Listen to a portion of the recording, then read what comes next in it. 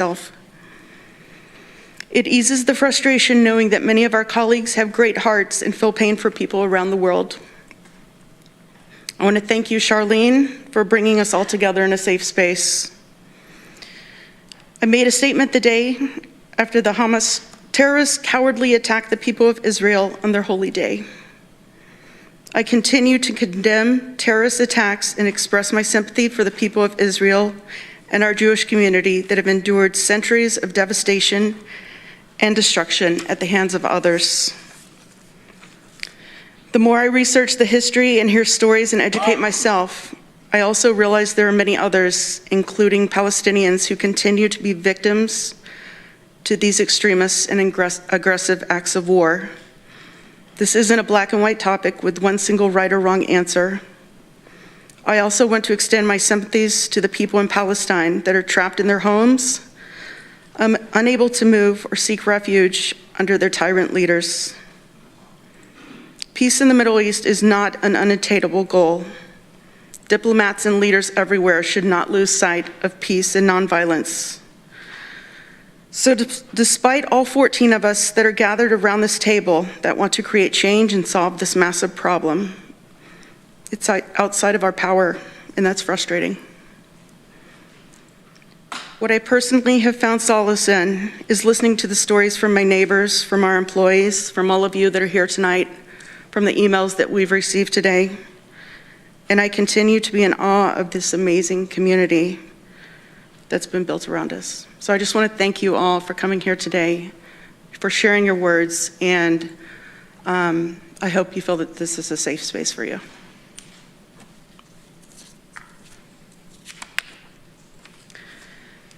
Next, I would like to call on Greg Mezzi, Legislator Greg Mezzi. Thank you, Madam Chair. I'd like to take this moment first to withdraw resolution number LID number 11982, and if I may have a few moments to explain the rationale for both submitting the resolution and withdrawing the resolution. This resolution, and for many of you, the way that resolutions work at the legislature is if you have a resolution that does not yet have text, but you want to save space on the agenda for it, you submit a title. The title of the resolution can't be changed, but it can be changed on the floor once a resolution is moved and debated. But the text has opportunity to be evolved and revised prior to submitting officially for the agenda.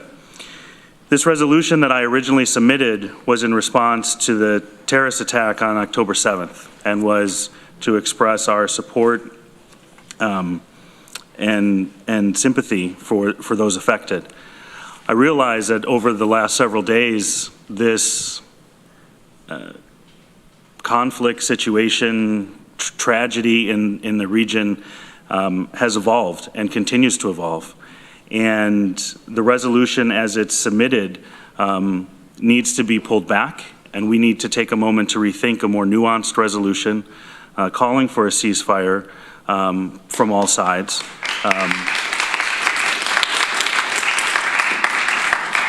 Calling for a release of hostages and peace in the region. I do have hope in people and in humanity and in democracy. I appreciate all of you being here today. As you have heard me say before, public comment is one of my most favorite parts of any legislature meeting that we have, because this is our opportunity to hear directly from you. I will say that the letters that we received, both in support of the resolution and denouncing the resolution, were read at detail. There was one that stood out particularly to me that was sent by a couple, and you could really hear the care and concern in their voice for the message that they were trying to convey, and that does make a difference. So I would encourage all of you, whatever side of the issue that you're on, to continue to speak up and speak out, but do it in a way that's productive and that creates a mutually beneficial goal for all those involved. So the reason why I pulled this resolution back, as I stated before, is we need to take more time. We need to understand how certain symbols affect certain people within our community. It does not mean that some of us do not support Israel or do not support Palestinians. It just means that we need to work on the words in which we use to express that support. And it's a very nuanced issue that needs a little bit more consideration and a little bit more time, which we did not have in advance of this meeting. So while, like Shauna, I condemn any terrorist attack on any people, I think that we would be best served, and those in our community would be best served for taking a moment to better craft support for peace in the region. And for that reason, I'd like to remove the resolution from the agenda as submitted. Accepted. Thank you. Mike Sigler. Thank you, Shauna. I would like to actually move this as a member-filed resolution. Okay. Is there a second? Seconded by Randy. Go ahead, Mike. While I appreciate what Greg has said, I'm going to actually start by reading the resolution because I think everybody should deserve to hear it, because he put some work into it, I put some work into it, and I think the end result makes it very clear that it is not a condemnation of Palestine, Palestinians, but it is a condemnation of Hamas. So whereas Israel, a staunch ally of the United States, was brutally attacked on October 7th, 2023 by Hamas, an Islamic political and military organization based in Gaza, a Palestinian territory that has served as the governing authority of Gaza since 2007. And whereas the attack of October 7th caused Israel to declare war in response to this terrorist attack, the attack left hundreds dead in Israel with thousands more wounded and many taken hostage. Almost a dozen or more of those killed or taken hostage are Americans. And whereas the Israeli people have bravely and fiercely defended the country against many terror attacks, including thousands of rockets fired from Gaza, and whereas there are still many hostages held by Hamas who are at risk of being executed in Israel if Israel attacks Gaza. Whereas Hamas believes that the existence of Israel is inherently illegitimate, rejects any proposed two-state solutions, and promotes a solid position of the creation of a Palestinian Islamic State stretching from the Jordan River to the Mediterranean Sea. And whereas Hamas has taken hostages and used them as human shields and has taken violent actions against civilian populations with the lack of distinction between military personnel and civilians. And whereas in the days following the attack, further bombings and attacks have caused deaths in the thousands of innocent Israelis and Palestinians, and we call on Israel to take every precaution to protect the lives and dignity of innocent Palestinians. And whereas we call on global leaders to support the humanitarian crisis in Gaza, as we believe it's a fundamental right for all to have access to clean water and sufficient medical care, and whereas New York State has shown its support for Israel, lighting up iconic New York buildings and hanging the Israeli flag prominent on other government buildings, and whereas Tompkins County Legislature has adopted a policy for the display of flags on county flagpoles, but does not have a specific policy for the display of flags within chambers, and the legislature wishes to clearly state its intent in this matter.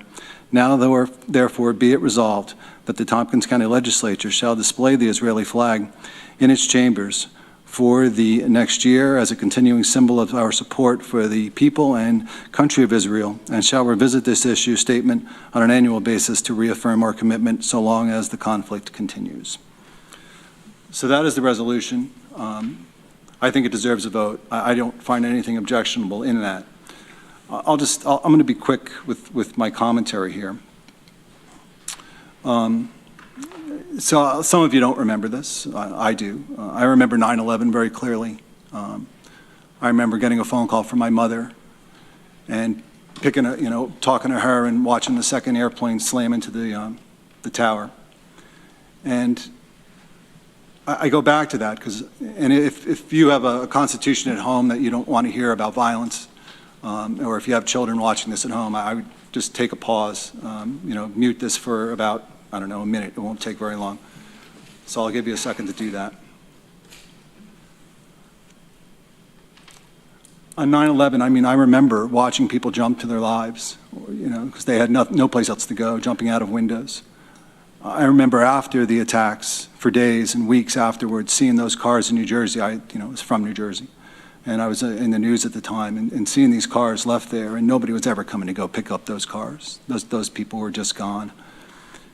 And it took me right back. I mean, it really did. I'm watching this thing on 10/7. I'm seeing the reports come in. Babies who were shot in their cribs, women who were killed, and then other women who were raped right next to their dead friends. A grandmother, they put it on Facebook Live, and the family was able to watch her murder. I always wish that we could go back to 9/10. The things that happened after 9/10, after 9/11, Patriot Act, the wars that ensued. If we could just go back to before 9/11, that would have been terrific.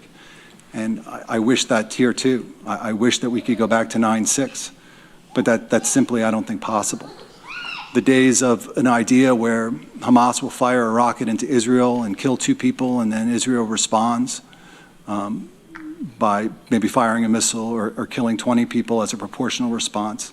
I don't foresee that, us ever going back to that.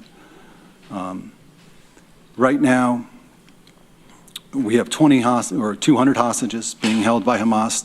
Over 20 of those are American citizens. We have 10,000 sailors in the Gulf or in the Mediterranean right now. We have 2,000 soldiers headed there. President Biden is headed there to Israel tomorrow. I hope that the Palestinian Authority does change its mind and we'll meet with him. They say it's because of a hospital being hit. It's questionable as who hit that hospital, whether it be Hamas or as the Israelis, but the Israelis say that they were not in that area, and there was rocket fire in that area. So we will see what pans out there. But that's President Biden's position. Majority Leader of the Senate, Schumer, has been very clear on this. Hochul has been very clear of their support for Israel. A lot of emails have come in. And I'll end with this, saying that this is an open-air prison. I would ask you to consider who are the jailers of that prison. I don't believe it to be Israel. I believe it to be Hamas. And I think this resolution makes that very clear. Okay, order, please. Order. Thank you very much. Okay, order. Excuse me. I want us to continue this meeting. Legislator Sigler, while I personally don't agree, he does reserve, he needs to have respect. I want everyone to be able to have a chance to speak this evening. He needs to say something worth respecting. We're not going to have that. Just clearly so because we can understand, we can hear him. Yeah, Mike, you need to use your closer to your mic next time. Okay, I felt I was very clear with my mic. This has been referred to as an open-air prison. It sounds like the end is We what don't we need to do. repeat it. No, we don't need to. Shauna, can you move on? Okay, so I have a mover and a seconder. Anyone else like to speak? Lee Shirtliff. Procedural question, Madam Chairman. Should we be addressing the resolution as forwarded by Legislator Sigler, or should our discussion at this point be on whether to add it to the agenda? That's right. We are discussing right now whether to add it to the agenda. And then what would happen is that we will hear from our audience. If it is added to our agenda, we will need 10 votes.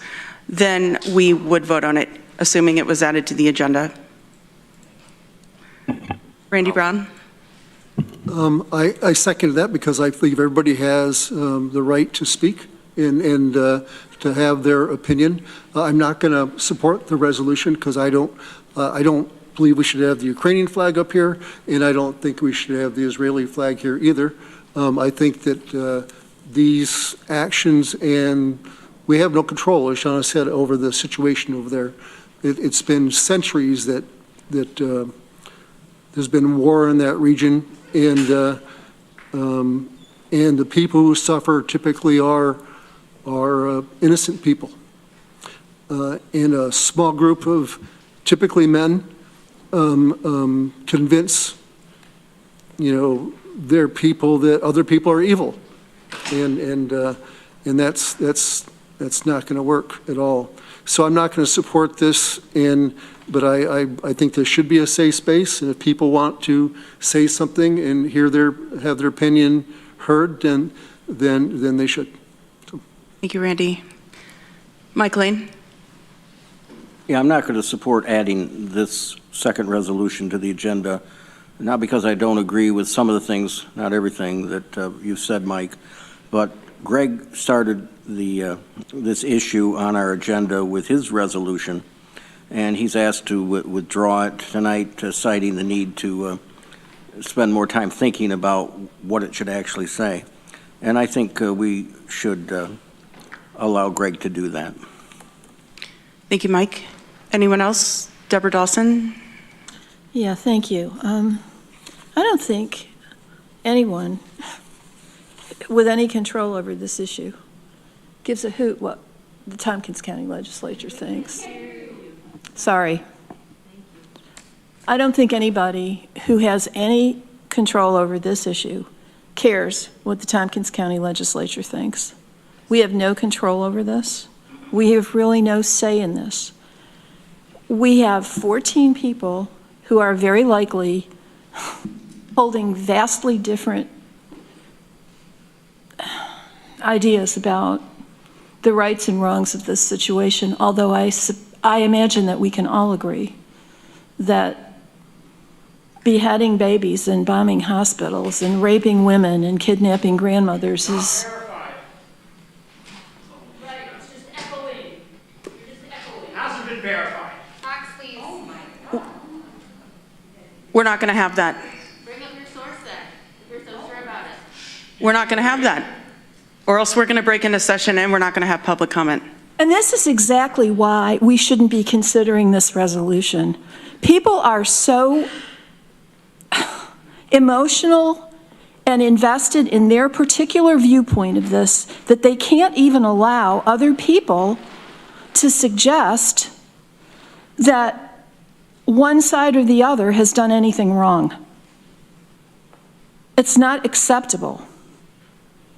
The most sensible email we got today, of the dozens that we received, is something I'm going to read. I'm not going to identify who wrote it because it was a private submission. I encourage members of the legislature not to comment on the troubles in the Middle East.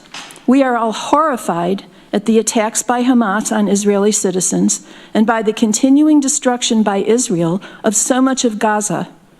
The situation is terrible for all of the innocent people who are non-combatants, let down by their leaders.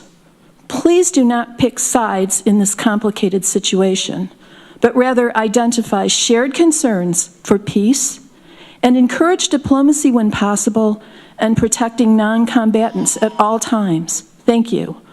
I don't know that we as a legislature could come up with a better statement of what a humane position should be by citizens of this country who have no say in what's going on in the Middle East. And for that reason, I will oppose the resolution now and at any time in the future. Thank you. Anyone else? Veronica Pillar? Ann Corman? Yeah, commenting only on adding the resolution. I oppose adding the resolution for a lot of the reasons Greg said, but I have a question. Either way, we'll still have public comment, and anyone who wants to speak about anything can, right? That is right. People will have 3 minutes, and we do have rules for speaking on the privilege of the floor. Okay, thank you. Thank you. Ann Corman? Thank you. I know people do, there are a lot of people here and other people who are not here who do care about what this legislature says.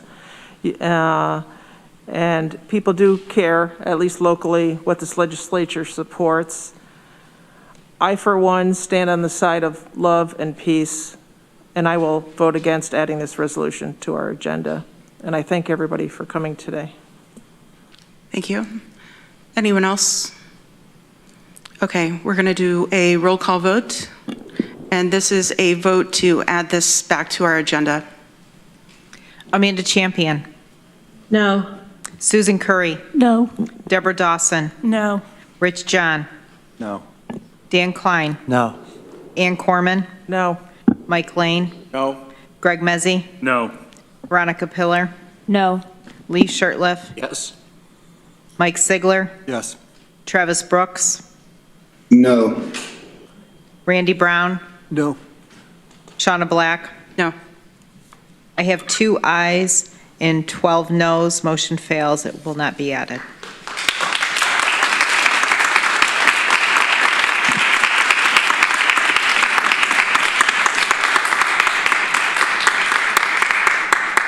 Point of information, Chair. Are we on item 10 of our agenda? Because I have a different resolution, far more boring, that I would add. We are not. We're going to go back to privilege of the floor. Actually, I would like to make an announcement for executive session. We do have 3 topics.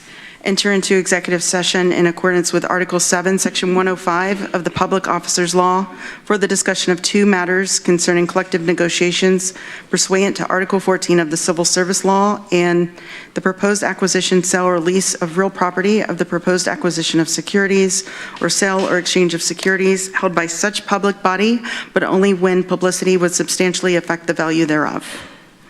And now we are going to move on to privilege of the floor. We do have a member of the City of Ithaca who is here, who is on a bit of a time crunch, and I promised Jorge that we would let him give a quick city update. And if there are questions for legislators, we can ask him questions. Sure.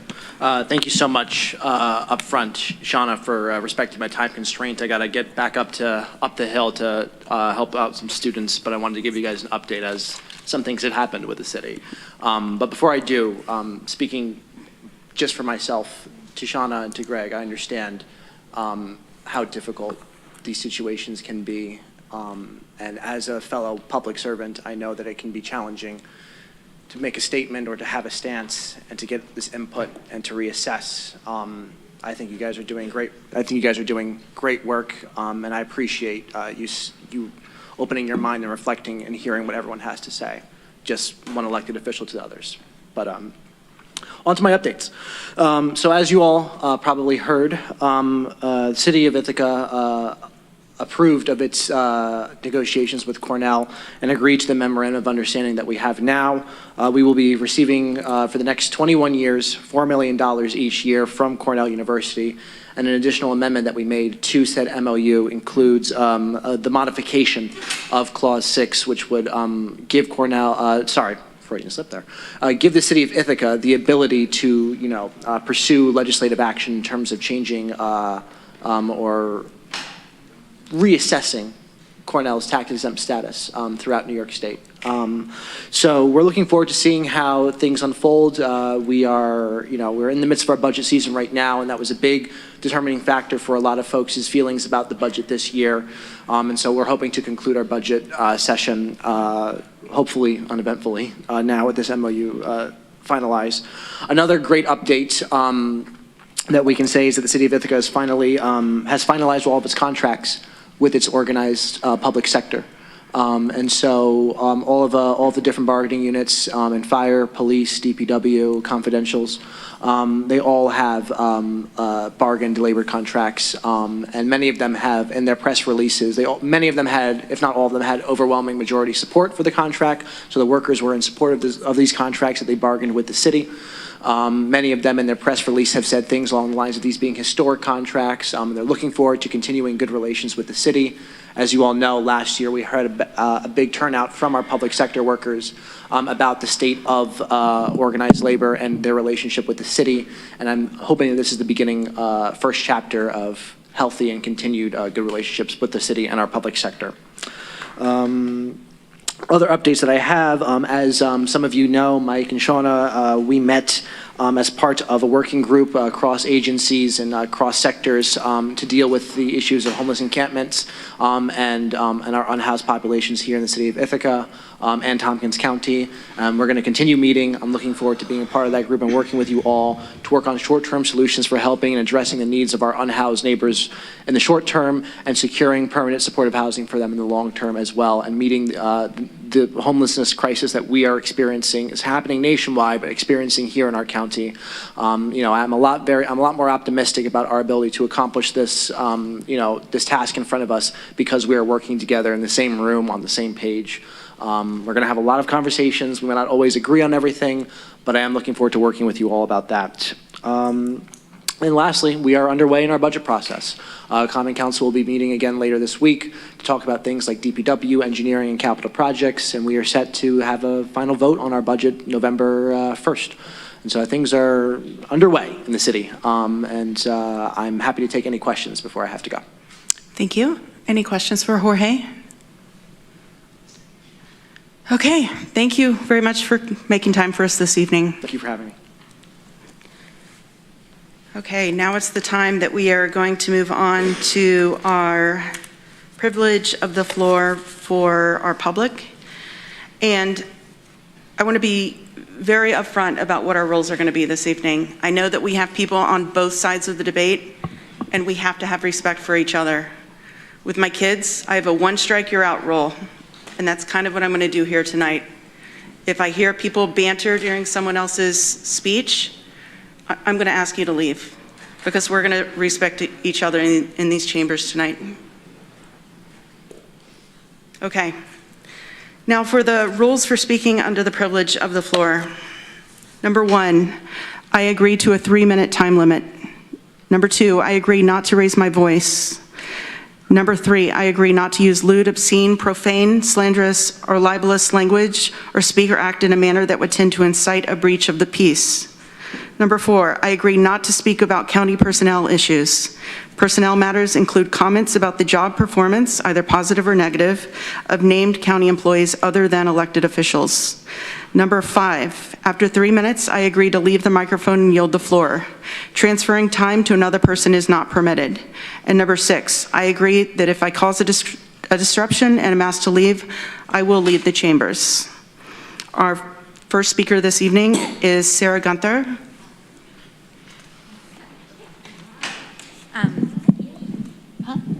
It's okay. Thank you so much for this opportunity to speak. I'm here as a Jew, I'm here as a mother, and I'm sharing the heartbreak that some of you already named about what's happening in Palestine and Israel. And I'm deeply grateful that you tabled the resolution or canceled the resolution for tonight. I wanted to actually pick up on a point that you made around what we do here doesn't matter, and I want to respectfully disagree that actually what we do here deeply, deeply matters. Israel is in the process of committing genocidal actions against Palestinians, and again, as a mother and as a Jew, I'm terrified for what's going to happen to all of those babies and children and families. There's forced transfer, there's ethnic cleansing, there's terrifyingly genocidal language being used by the state, and the U.S. government is providing diplomatic cover. The U.S. government is providing unconditional military support. And I'm here as a Jew to say not in my name. I'm so proud to be a Jew living in Ithaca, and I want to encourage all of us to stand up in support of human rights. I mean, I have been grief-stricken this past week and dealing with my own historical trauma and Holocaust survivors in my own family. But I truly believe that the only path to peace is to end the violence and oppression that the Israeli state is committing against Palestinians. I deeply want peace and equality for all people living on that piece of land. And the way to get that will be by respecting the dignity of every human being. Thank you. Thank you.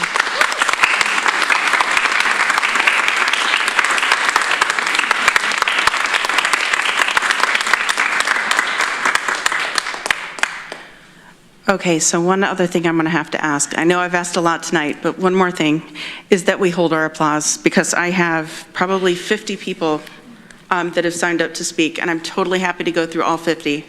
But I also realize that by about 10 o'clock, the legislators get pretty chippy and we start making bad decisions. And we're voting on taxes tonight. So with that said, I'm going to go ahead and name 3 people at a time so that you can know where you are in our speaking order and you could be prepared. Next speaker will be Mohammed Burton. And if I get your name wrong, please state it correctly for me. Joan Globman. Sorry, Jane. I should have been able to get that one right. And James Beaumont.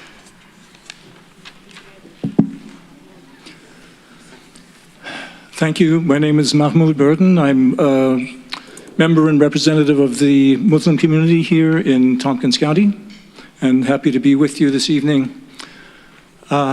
Just to set the floor straight, I completely trust that there is not a single one of us in this room who faced with the image of a mother pulling her baby from the rubble created by a rocket attack or a bomb attack would not feel a sense of shock, revulsion, horror, and anger. Not one of us. So we start in the same place. I respectfully also wish to echo the message of my Jewish sister that what we say in the legislature matters. And what brings me here tonight is that words matter. The way that we use our words matters, and they have an effect, and we have to be aware of this effect. And my message is really one of public concern for public safety. The impact of a one-sided presentation of the situation, completely ignoring context, creates such things as the news that maybe you've heard of, the 6-year-old Muslim boy in Chicago being stabbed 26 times here in our country. In our own county, here in Ithaca, members of my Muslim community being harassed and experiencing difficult situations on the campus for the sake of raising their voices to talk about the cause of the Palestinians in this particular instance. So our words do matter. And I have to say that as terrible as the attacks, an unprovoked attack would be in any circumstance, that however horrible the attacks by Hamas have been, that to imagine that a response that would shut off food, water, electricity, medical supplies to 2.2 million civilians, to bomb residences, hospitals, United Nations shelters, schools, and mosques is itself an insult to the idea of human dignity, as well as a violation of international law. And these actions fit very well the words of the original statement of the chairperson of being spectacular acts of cowardice and malice. And the failure for us to even acknowledge the reality of what is happening to the innocent Palestinians or to contextualize the situation in an adequate way is a moral indictment of this position. So I finish my comments now. You can read a full statement later. Thank you. Thank you. Next, we have Jane Globman. Hi, my name is Jane, as she said, and I've lived in Ithaca for about 12 years. This part of the world was a very important part of my life. I'm 60.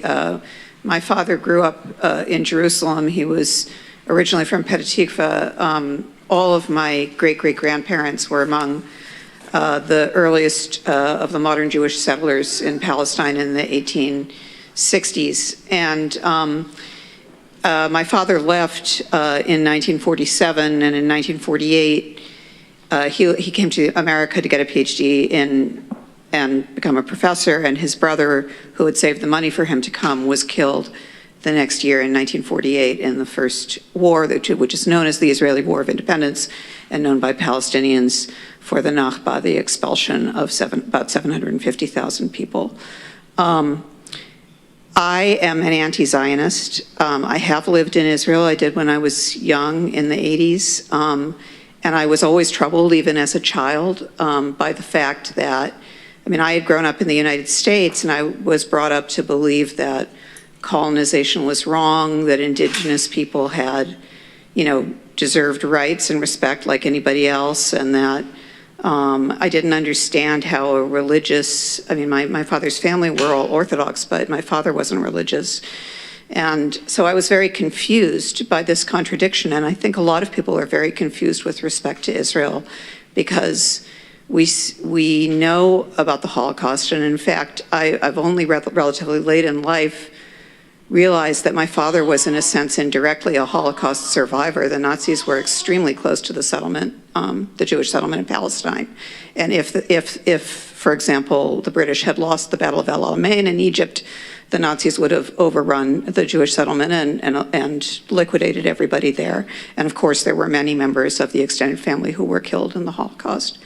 But the fact is that there was no right the Palestinians were not responsible for that. They were the people who lived in Palestine. There was no right to go there, and it's just gotten worse and worse over the years. And I guess I just want to use my remaining seconds to say that I really disagree with the person who said that it's not an open-air prison. Gaza is an extremely small area in which people are very tightly packed, and it's in the desert.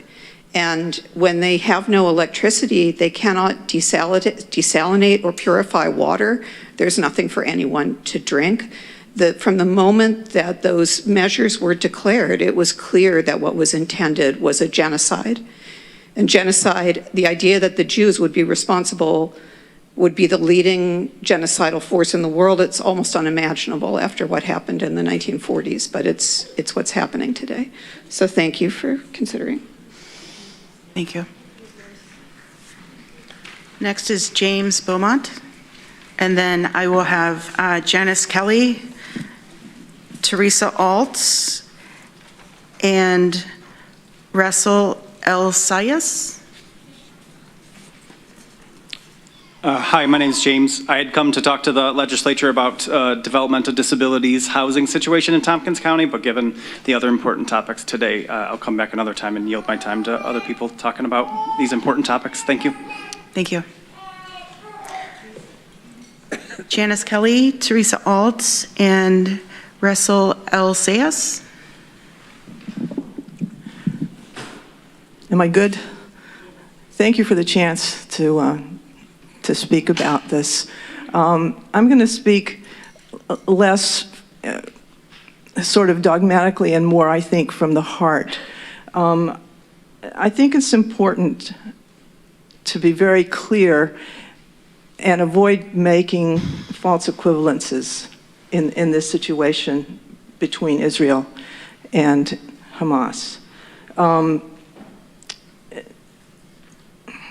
The massacres that happened illustrates a new degree of terrorist brutality and savagery that's been injected into this conflict.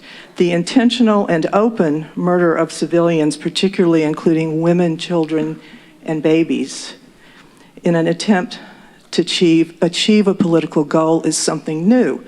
And in terms of my own horror, it tops even the Islamist previous big hit suicide bombing.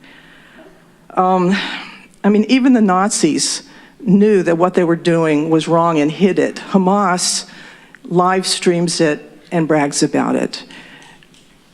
Because of that, by those actions, I would suggest to you that Hamas has lost all moral standing in this discussion. We can consider policies and other kinds of things, but Hamas has done one very useful thing.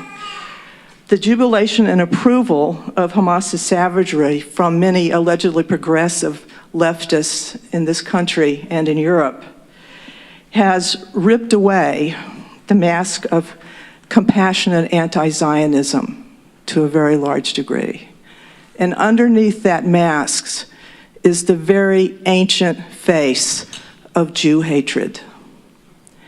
That's what I'm seeing in this country now, and I'm not even Jewish. I spent a lot of the last week on the phone and on WhatsApp communicating with Jewish friends here and in Israel who are horrified and shocked and stunned by what's going on and by how little support they feel. These are people in our community, and they're scared. I agree with Mike and others who said the county board shouldn't be making great international proclamations. I don't think that's the role of the county board either. But it is the role of the county board to be concerned with the safety and well-being and sense of community of our own people here. And I just ask you to please bear that in mind as you move forward. Thank you. Teresa Alt. This is not, I'm Teresa Alt. This is not a time for knee-jerk support of Israel. Of course, Hamas is wrong to engage in violence against civilians. Alas, Hamas has been behaving in ways that Israel has modeled against Palestinians. Hamas has been behaving in ways that the United States has modeled around the world. Think of US shock and awe against Iraq. Think of Guantanamo. The US federal government sends Israel over $3 billion, that's billion with a B, $3 billion a year in military aid. Some of our New York State tax money goes to violent Israeli settlers through state tax-exempt so-called charities. And Tompkins County is left to raise property taxes that make our homes less affordable. And all this money has supported the illegal Israeli violence that provoked the illegal Hamas reaction. It's time to stop funding weapons and start meeting human needs. By the way, I showed this statement to my husband, Wales Brown, and he concurs. Thank you. Next is Rasil El Sayas. Madam Chairwoman, members of this body, my name is Rasil El Sayas and I am a Lebanese American. I was born when Lebanon was under Israeli occupation and have lived in Lebanon through a 34-day war with Israel in the summer of 2006. 34 very long days. I tell you with all my being that I would not wish war on any man, woman, or child. I can confidently say that most, if not all of you, have never been in a war, and most, if not all of you, have never been under occupation. And that's a good thing. That's how it's supposed to be, for everyone. The reason I am sharing my personal history with you is because who we are as human beings and the stands we take in this life are shaped by our histories. They are shaped by our memories, our experiences, and our education. It's probably hard for you all to connect and empathize with the Palestinians because you do not have that history or personal connection. You have never had to be in their shoes or have felt their struggles. So the only thing that you can do is to educate yourselves on this issue. I come here today because while I sit with my husband and 3 children in the comfort of my own home and the safety of our own home, with an abundance of food and water, and we carry on with our lives to go to work and they go to school, other children, other parents, and other people are not so lucky. Following the vicious attacks of Hamas, the world is seeing crimes committed by the government of Israel against the Palestinian people, including the killing of more than 3,300 Palestinians, more than 1,000 children. 1,000 children, just think about that, in less than 12 days. I'm not even thinking about what happened before this. The Israeli government is waging a war without fear of consequences with quote-unquote unwavering support from the United States, our government, both militarily and diplomatically. Much to the detriment of humanity, we are seeing it all unfold in real time. If you do put forward a resolution, I ask that you put forward a resolution in support of an immediate ceasefire in Gaza, in support of a break to Israel's siege on Gaza, and in support of letting humanitarian aid into Gaza for the purpose of immediate and long-term welfare for all the civilians. I would like to also add that while members of this body can feel free to support the government of Israel in a personal matter, in a personal capacity, this body cannot align itself with one group of people by displaying flags, showing public support, but not with another, because that can be perceived as inherently discriminatory action towards the latter. And that action is not aligned with the values of this county. I feel for your losses. I feel for them. As a human, as a mother, I feel for you. And I ask that you also feel the same for the Palestinians. And I thank you all for the opportunity to comment. Thank you. Next is Zach Wynn. and then Maddie Halpert and Amber Galiski. Good evening.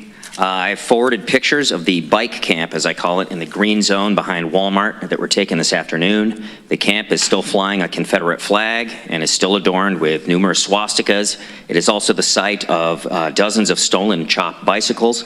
New access roads made by the Ithaca Department of Public Works show signs of recent activity. And what I also noticed was a total lack of a clean water supply. The site appears largely unoccupied at this time, and I fail to understand the wisdom of encouraging people to camp in a place that is relatively unspoiled forest. I'd like to draw attention to things that have been happening here locally. A man was shot and killed about 6 blocks from here last week. A few days before that, a vehicle and home were targeted with gunfire that thankfully did not injure anyone. A 12th person was charged in the kidnapping and murder of Thomas Rath, who was a resident of the jungle encampments, and an effort is underway to shut down the Cargill salt mine, which is estimated to contribute about $170 million annually to the local economy.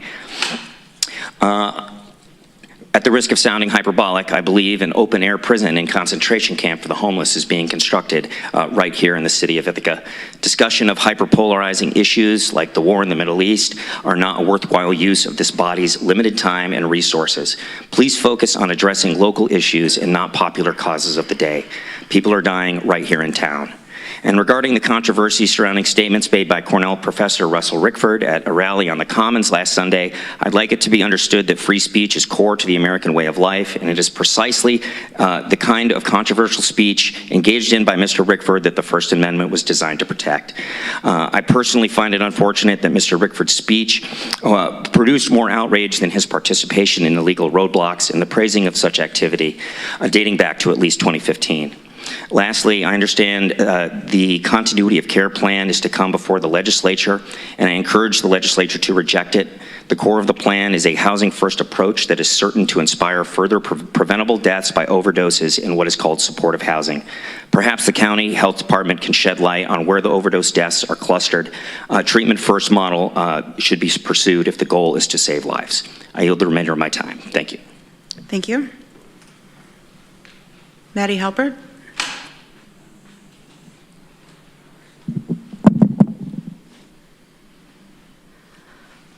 Okay, there's a lot to respond to that people have said. I'm going to probably have to write you a book.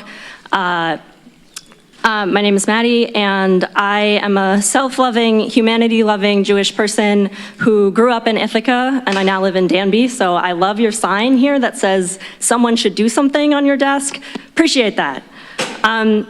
Given the way that the Palestinian-Israeli conflict really deeply affects Jewish community, it's something I've been trying basically my whole life to understand better and grounded in a sense of peace and justice. And I appreciate that many of you are doing your best to try to understand this issue better.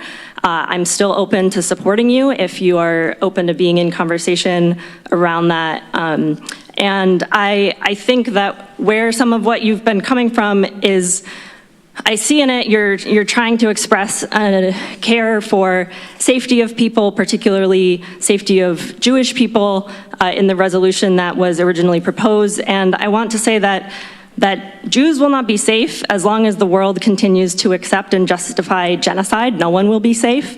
And that is currently what is unfolding in Gaza. Again, I'm happy to talk to you more about this. I don't use the word genocide lightly. I use it looking at the statements and the tactics of Israeli officials and against definitions of genocide in international law. And as people have mentioned, we're also seeing hate crimes against folks in the US. And what we say does matter. And there have been times in the past the legislature has commented on federal issues, on international issues. I think that's the flag of Ukraine over there. So I think that we need to be consistent in speaking out and in recognizing our relationship to these situations because the United States has been fanning the flames of violence. We have been funding one side. We have picked a side, and it's making none of us safer. This is a messy time. I'm grieving everyone, Israeli, Palestinian, US, everyone who's died, held hostage, been traumatized in recent days. And I also ask you to respect that the Israeli flag is intertwined with 75 years of oppression. And and outright genocide, and that's what the US has been contributing to. So raising that flag would not make me feel safer, but that's also not enough to just not raise the flag, because history is going to look back on this moment and ask, what were people doing? So what would make me feel safer is knowing I'm in a community that speaks out, and I want to ask who here tonight, because this is a time-sensitive, urgent situation, is willing to write a letter to send it to Gillibrand, Schumer, Biden, asking them for a ceasefire, asking them to speak out against anti-Jewish, anti-Muslim, anti-Arab hate, asking for aid to Gaza, and asking for us to stop our relationship of funding to the US military, or to the Israeli military. I'll help you write the letter. Please respond directly in the public comment responses rather than, another time, because I would like to hear who would be willing to work on that together. Thank you. Thank you. Next is Amber Gillespie. Thank you. Sorry about that. My name's Amber Gillespie. In 2015, I went on a peace delegation to Israel-Palestine. I met with Israeli and Palestinian activists, human rights groups, and Israeli settlers in the West Bank. I was there when settlers burned and murdered a Palestinian family in Douma, killing everyone except for one child who was left without parents. I've met with people on the border of Israel and Gaza. I met with Israeli activists who are in the town of Sderot, which suffered from a terrible attack last week and is now a ghost town because most people have evacuated it.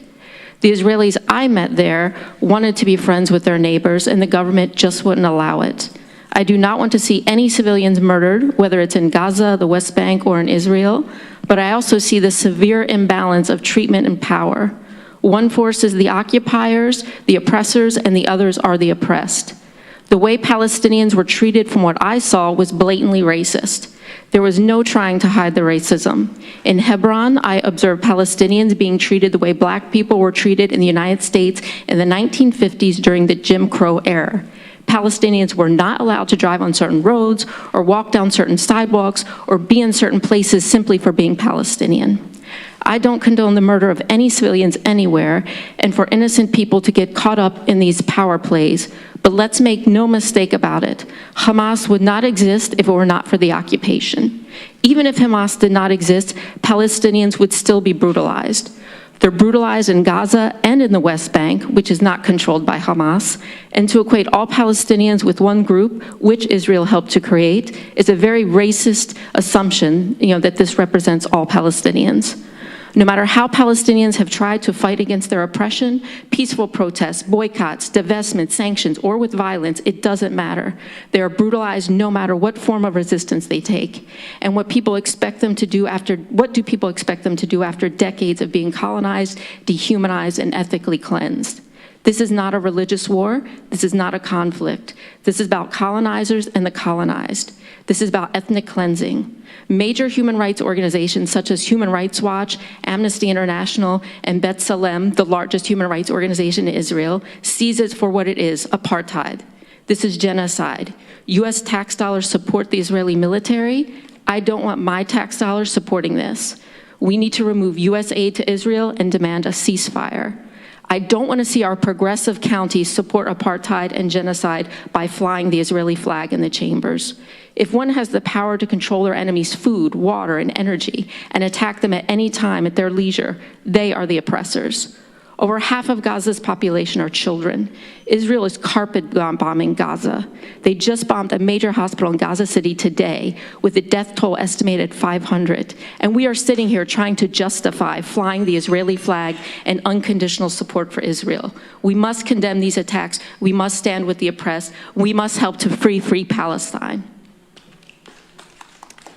Thank you. Next, we have Edward Wiseman, Beth Harris, and Yuval Grossman.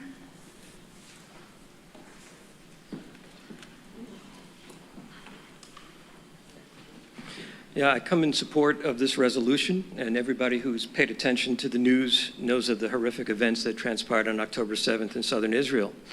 Unlike some, I was not energized or exhilarated by the behavior of the terrorists to cross the border to murder, rape, torture, and mutilate civilians, including the elderly, women, and children, and to kidnap many of them to serve as hostages in Gaza. This was the action of monsters. Large numbers of dead people in Israel are still unidentifiable because of what Hamas terrorists did to their bodies during the attack. Hamas has stated clearly and unequivocally that it will continue to fight to eliminate the state of Israel. It calls for the creation of an Islamic state. Israel is in a war with an enemy that is intent on its destruction and on the murder of Jewish people and are holding Americans hostages. In March of 2022, this body passed a resolution in support of Ukraine and its war against Russia. Under the current circumstances, it's highly appropriate that this body pass this resolution in support of the state of Israel and its current war with Hamas. I urge you to pass this resolution. And I would also be very interested in knowing how many of you voted in favor of displaying the Ukrainian flag in these chambers, and who now oppose the flying of the Israeli flag. Thank you. Thank you. Next is Beth Harris and Yuval Grossman.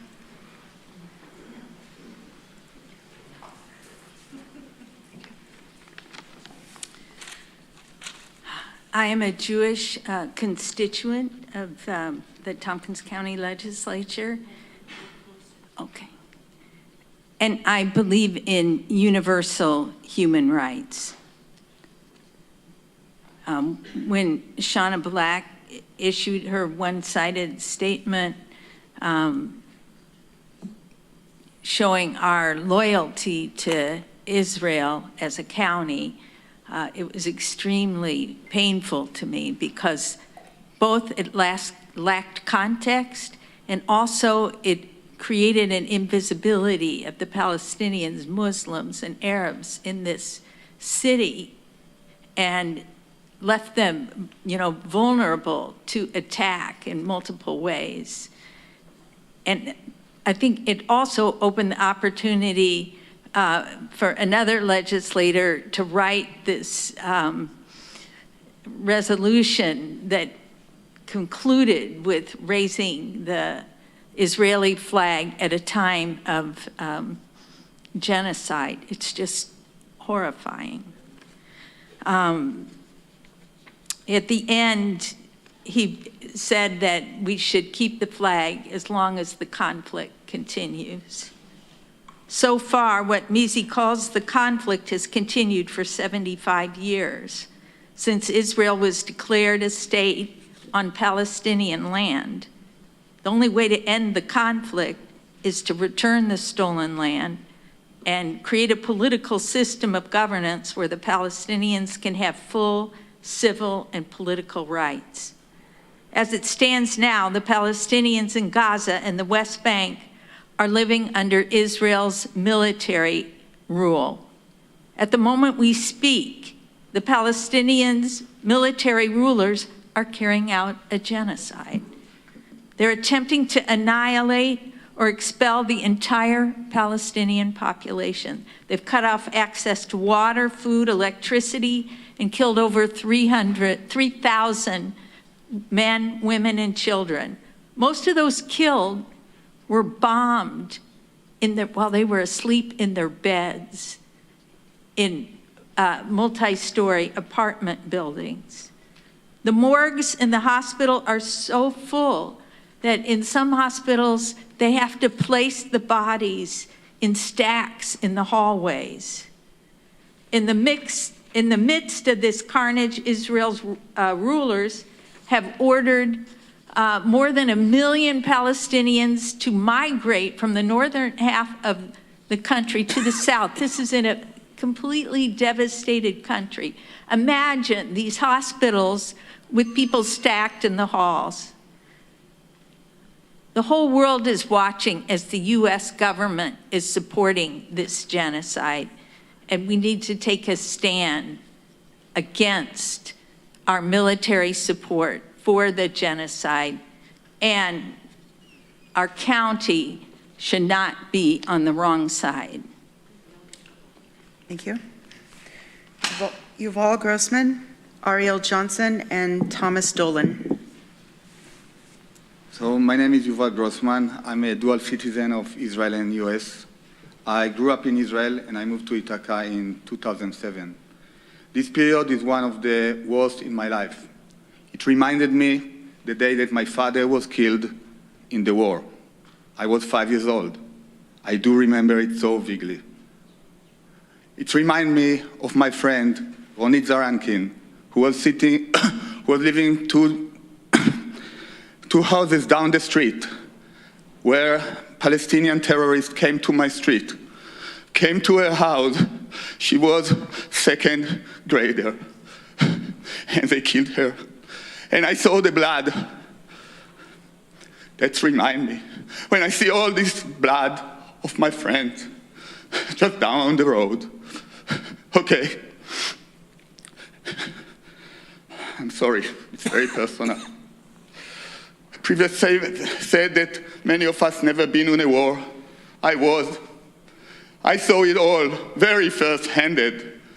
War is not the answer. We all should stand for peace. And if you are here stating that only Israel falls, you are supporting war. It's Hamas false and it's Israel false. It's everybody. If you cannot stand up and say that what Hamas did is the worst thing ever, then you are not standing for peace.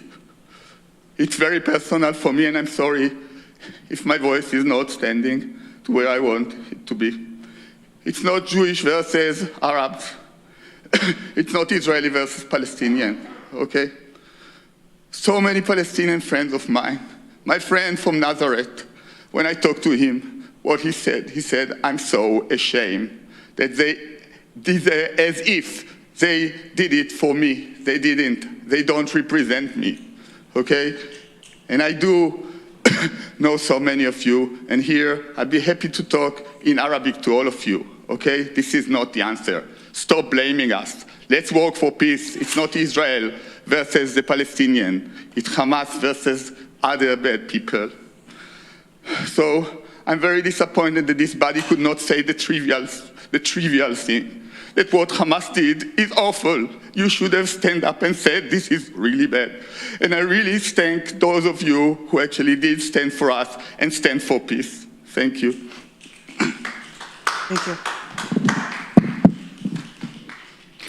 Hi, my name is Ariel Johnson. I've lived in Ithaca for 6 years, and I'm Jewish, and my mother lived in Israel for a year. I have extended family in Israel, and I love and support the Israeli people, but I do not love and support many of the actions of the Israeli state. And I just want to draw a clear distinction there between the Jewish people, the Israeli people, and the Israeli state.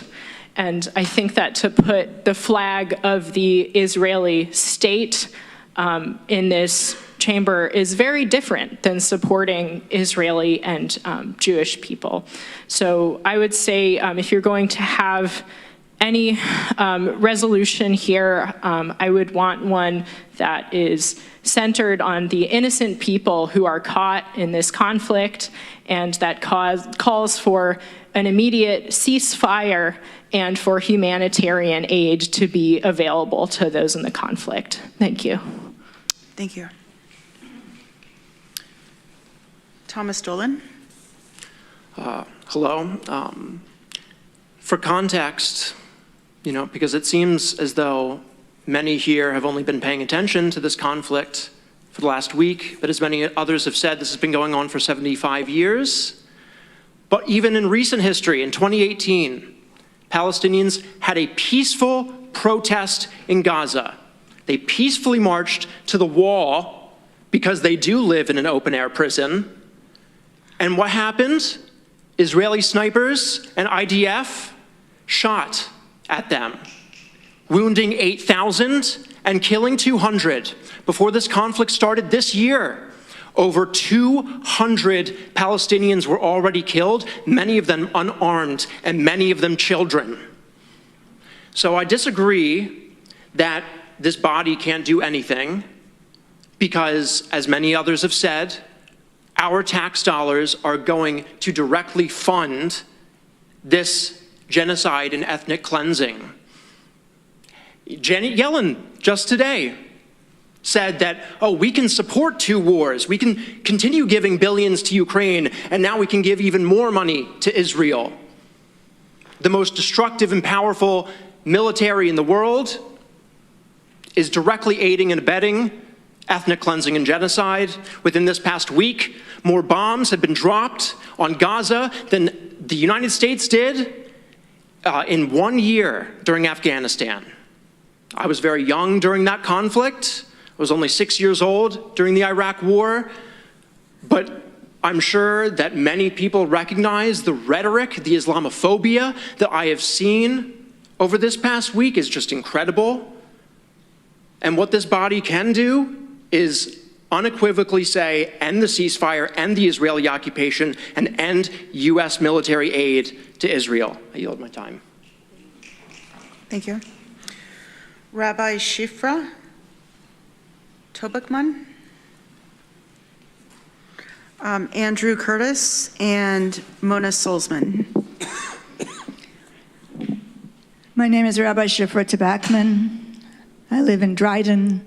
I serve a community in Lansing. I want to be really clear that I'm here speaking only for myself.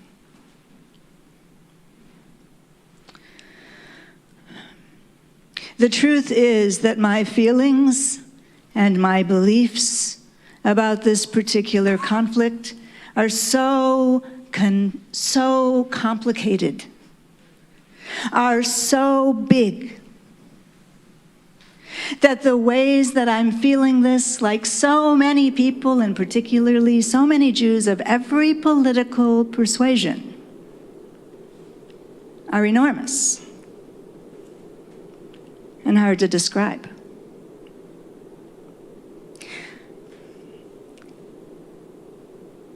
I am not going to pretend that I have an answer for all of that I can say to you in 3 minutes.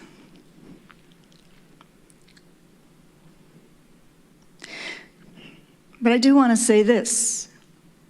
I came here tonight because when I read the resolution, the way that it was written, I was deeply disturbed.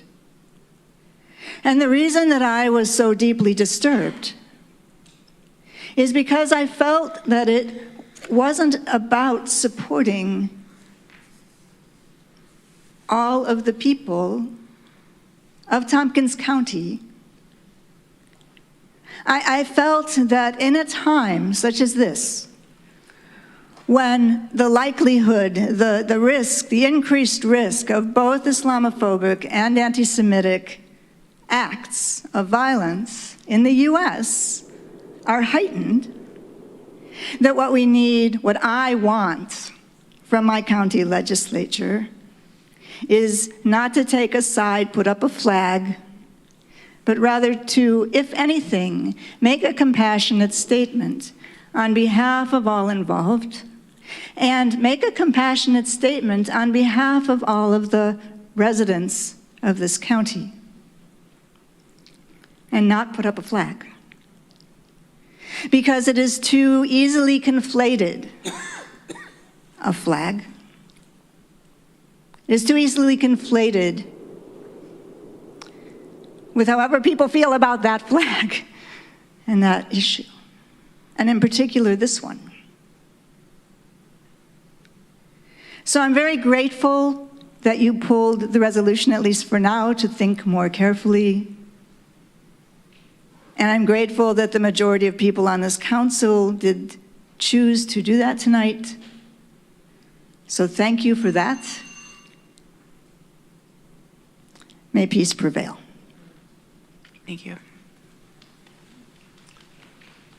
Hi, my name is Andrew Curtis. I've lived in Ithaca for about 4+ years now, and I also have family in the area, so I'm tied to the community. But before I start, I just want to reiterate some points that others have made. So I do think, I agree that it's important to say something. I don't think that a statement or a resolution coming from this body is inconsequential. I think it's very important that we speak out against the ongoing genocide. And then also to Maddie Halpert's point about suggesting to write in a future resolution a letter to Gillibrand and Senator Schumer to support ceasefire legislation, particularly the legislation written by Representatives Cori Bush and Rashida Tlaib recently. As someone who's committed to the protection and realization of human rights of all, Palestinian and Israeli alike, and stands staunchly against the loss of life, I disagree with the proposed statement in the support of the State of Israel as proposed by the Tompkins County Legislature. Let me tell you why. No individual aware of the plight of the Palestinians throughout the last 75 years and supports their cause is applauding the taking of hostages or innocent lives. But when those who support the State of Israel prefer to fixate on only the violence perpetrated by an organization like Hamas, we know what they are really saying when they ask this question. They care not for the lives of innocents or the preservation of human rights, since if they did, they would have been voicing this concern for the Palestinians. Despite numerous war crimes being perpetrated against the Palestinians, both current and past, despite the brazen disregard for international law and basic humanity, despite the siege of Gaza, which has prevented food, medicine, desalination plants, and any form of development for those living under Israeli occupation, despite forcible relocation and casual state-sanctioned murder by the Israeli state, quote, mowing the grass, despite the median age of any given Gazan being 18 years, despite all these crimes which amount to an apartheid state, according to Amnesty International, the Tompkins County Legislature, as the resolution currently stands unamended, fails to acknowledge these conditions. They fixate on the condemnation of any retaliation, as brutal and wrong as it may be, from these conditions and go no further, because otherwise it would lay bare the obvious state of ethnic cleansing that Israel has been involved in.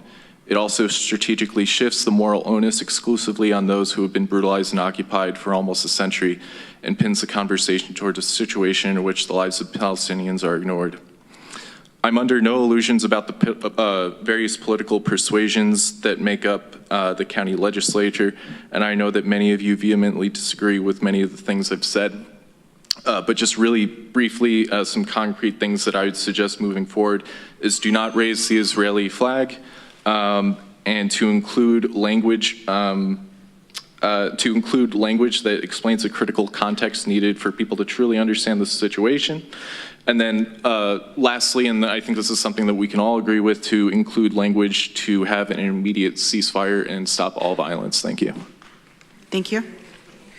Next is Mona Solzman, Ruth Collins, and Haya Nova. Thank you for this opportunity. First, I want to reiterate, please call for a ceasefire. That is number one. I'm 2 years older than the State of Israel. Until I was in my early 50s, my American mind and my American Jewish mind were occupied. A lot of people here have brought up history and very often the plight of children. How many people here know that how many Palestinian children are in Israeli prisons? Children, Palestinian children, go to Israeli prisons. They are arrested when they're playing, when they're in school, wherever they are. And when Palestinians, children and grown-ups, are arrested in Israel, they are convicted 99% of the time because they are not tried in a civil court. How many of you know that? You probably don't. They are tried in a civil court, in a military court, I'm sorry, they're tried in a military court, and they are almost always convicted. And these children are taken blindfolded, beaten and tortured in Israeli prisons. The education system in Israel is controlled by the military. We in the United States don't have enough money for universal child care. We don't have enough money for universal health care. But what do we do with our money? It goes to bombing Palestinian schools and Palestinian homes, and we have a massive homeless crisis here. There are some of the historical things were already brought up, but how many of you people know that in 2005, when Gaza was separated, but from the rest of the Palestinians and from the rest of Israel and from the rest, I'm sorry, I'm shouting, from the rest of the world, Netanyahu had to justify that plan to other Israelis and other Israeli officials. It was controversial because there were settlers there, and they were going to be putting Gaza on a starvation diet and more. And what he said was, well, don't worry. This is just, are you ready? A temporary solution until the, and you can fill in the rest. Another point of history is that history tells us that an oppressed people will fight their oppressor for their liberation. And it is also a universal human right, an international law, that an occupied population has the right, even with arms, to fight for their liberation. Thank you. Thank you. Next is Ruth Collins, Haya Novik, and Ethan Ulmer. Hello. So I actually come to you today to talk about the developmental disabilities and to encourage everyone in the legislature to incorporate that into our Tompkins County programs. However, I think also it's an example of how this conversation takes away from our local priorities, and the business of our local politicians is not necessarily to have these kinds of resolutions that impact on the Middle East. I don't think it's helpful, and I think it takes away from this inclusion, not just developmental disabilities, but the civil rights of the people living here in Tompkins County, the civil rights, as you've heard, from Jewish individuals in the Jewish community. And we know that whenever there is a conflict in the Middle East, there is a concomitant rise in anti-Semitism globally, and that's a serious concern for many of us in this community. In addition, as a scientist, I would say nobody is immune to propaganda. And what you hear here, a lot of it is sort of a totalitarian, influenced, conspiratorial thinking that really is so unhelpful, and it doesn't achieve anything, and it's really, so I don't know how we can restore civil society and establish facts, because facts do matter. And some of the rhetoric that we're hearing is impacting, I'm sorry, I'm not explaining myself, but it is really not helpful for the kinds of science that brings us vaccines, that brings us all the advances that we need to keep going. And that's my concern when we give so much time to ideology and not into practical things that benefit people. Thanks. Thank you. Haya Nova. Yes. Hello. I'm Haya Novak, and I'm actually a second-generation Holocaust survivor for real. Both my own parents are Holocaust survivor, my husband's parents are Holocaust survivor. And I guess the first thing that struck me is how people use words like genocide, like ethnic cleansing, and I ask myself, do they really know what they're talking about them? To ascribe them to Israel at the same time as to the Nazis, it's really wrong. It's not moral to do it. They have no idea. I know it personally. The other thing that I was going to say is that I'm really taken by the compassion towards everybody really in the conflict. But what strikes me is that, again, and that's maybe because of my perspective, you know, of years and history of my parents, that people don't want to recognize evil. We all tend to think that the world functions according to values, and that the good wins. And if we will only serve the good, we'll all be better off. Well, that's exactly what Chamberlain thought. But we needed a Churchill to fight the war. If you would have a rocket in your own home with children around you, go again from your kitchen home, go against someone else, what would you do? And so I think that To me, it's a point to recognize evil. It's not about the Palestinian. Years ago when I lived in Israel, and yes, I went through war. My first boyfriend died in the Yom Kippur War when he was trying to defend the north of Israel. I know what it's like. And so the first thing that, and as a school teacher, the first thing that we did, and I was very young then, is adopt an Arab village, because we recognize we have to live together. That's not a war between Israel and the Palestinians. That's a war against Hamas. That's an evil organization that is trying to destroy Israel and is trying to destroy the Western world. They don't behave according to the moral of the Western world, and we try to instill those. So please, when you evaluate it, remember that. And just one last thing about the Israeli left. I was always on the Israeli flag. I was always on the left side. But for me, when my parents came to Israel, they kissed the ground because there was one place that would accept Jews. And so the idea that there is a place, that there is a flag, here we pledge allegiance to the flag, whether we are left or right or I don't know what else. It's the flag of the United States of America. It's a flag of a free country. Israel, if you have a flag, you're not pledging to a certain group. You are pledging basically to the right of the Jewish people to exist. And that's what I'm here for. Thank you. Ethan Ulmer, Mary Lear, and Zoe Bernstein. I'm appalled by all the lies and the hate speech that was brought forward by many of the speakers today. Many of my friends took their names off the docket because they're terrified. I'm shaking, I'm terrified, but I'm going to continue. Hamas is a terror organization. They are not freedom fighters. Hamas rapes innocent women.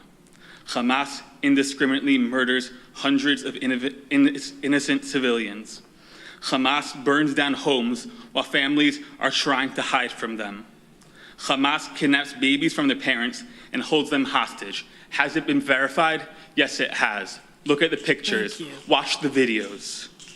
The world must recognize what Hamas is, a barbaric terror organization with as little care for their own people's lives as the lives of their enemy. Hamas is ISIS. Just like ISIS, Hamas is engaged in torture methods such as rape, mutilation, and decapitation.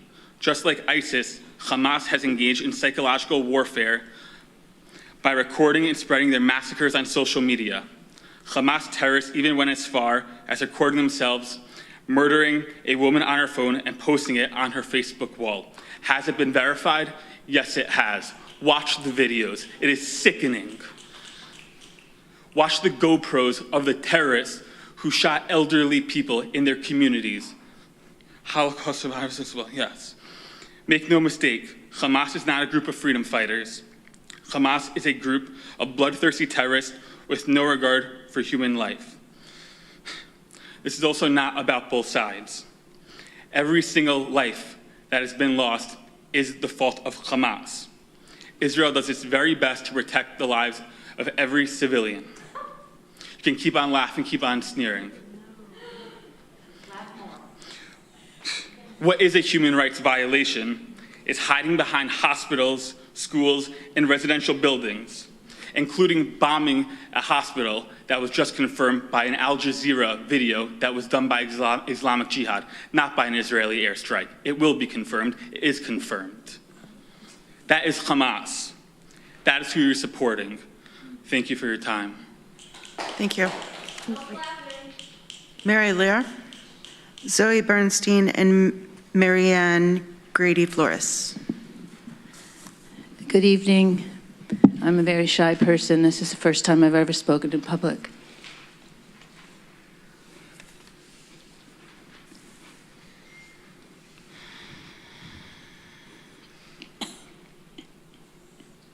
Thank you, Shauna, for speaking from your heart and opening the space for such an emotional issue. Thank you for also listening to you alluded to training and that you learned more things and realized that you had to withdraw the petition. So thank you for that. I want to speak to the space of us listening to each other. I hope that we are listening to each other. And I love what many of my friends and neighbors have said, and especially Rabbi Shifra. Thank you so much. I echo what Beth Harris said, that I would not support the flag in this legislature. I teach English to adults from around the world. I have students from Ukraine. I've had many students from Ukraine, and I hear their stories, and they're awful. And I actually don't support having the Ukrainian flag in the legislature either. I agree that what Hamas did was horrible and it's sickening.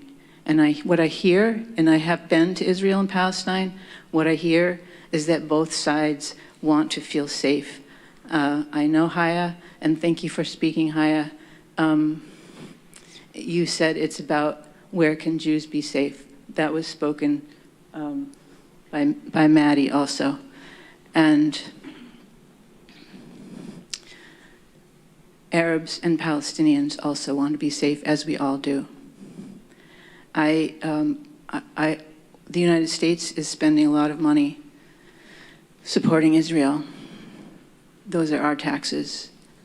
I actually don't pay my federal taxes. I take the risk of that because I don't want my taxes paying for war.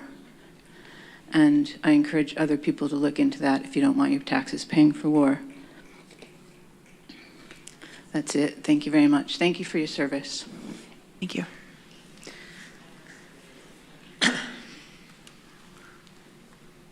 Zoe Bernstein, Marianne Grady Flores, and Rod Hassad. 10 days ago, my brothers and sisters in the Israel Defense Forces have seen the mutilation of the bodies of women, beheaded children, families murdered in their beds, terrorists taking people's phones and live streaming beheadings and murders, burning people's homes and trying to burn them alive in their own homes, and kidnapping elderly Holocaust survivors and many others into the Gaza Strip. In one of these communities, they tied the hands of 20 toddlers behind their backs, beat them almost to death, and burned them alive in a large flame. These are only to name just a few of the atrocities that were committed. The last time these kinds of horrors were committed towards Jews was during the Holocaust, when 6 million men, women, and children were brutally murdered. 6 million.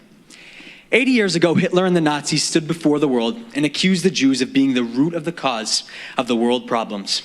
After these atrocities were committed 10 days ago, the SJP actually at my university and many in this room have argued that Israel is at fault for these atrocities, that the Zionists are the one who are to blame for the blood.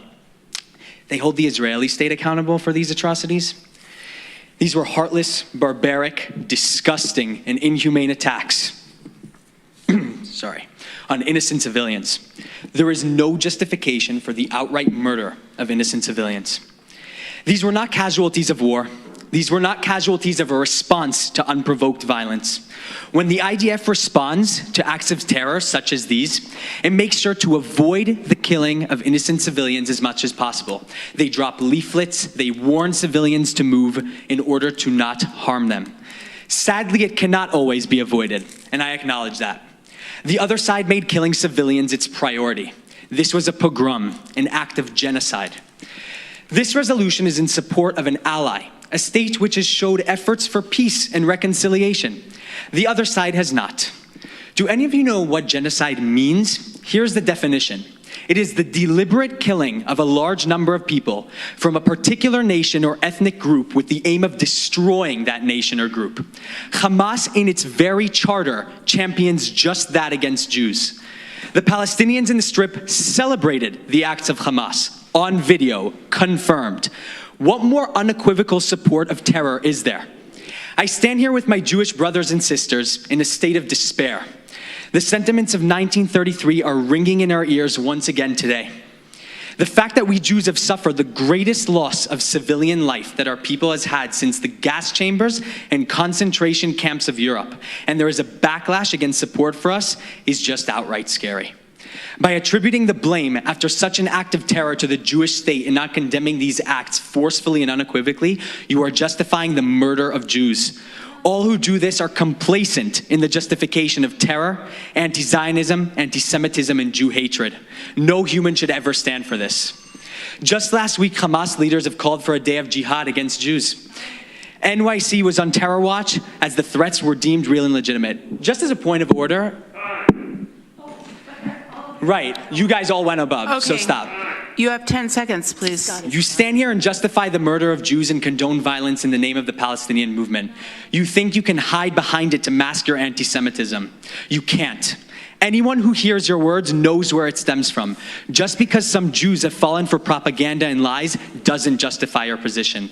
We have already been abandoned for so much of history. Help change that. Be on the right side of history. Don't let it start to repeat itself. Do better than the past generation. Do better. Thank you. I just want to take a little bit of a break here because we have 5 more speakers, and quite honestly, I have been extremely impressed. I know that this is an emotional topic for so many of us, and I feel like people have been respectful in this room, and I want to thank you all. Let's get through these 5 speakers. This has been a safe space for all of us so far, and I want to make sure that we finish that tonight. Next is Marianne Grady-Flores. Yes, hi. Thank you for giving me a moment, and thank you for all of you and your service on the Tompkins County Legislature. My family's been here for 50 years. This August 22nd, we moved here in '73.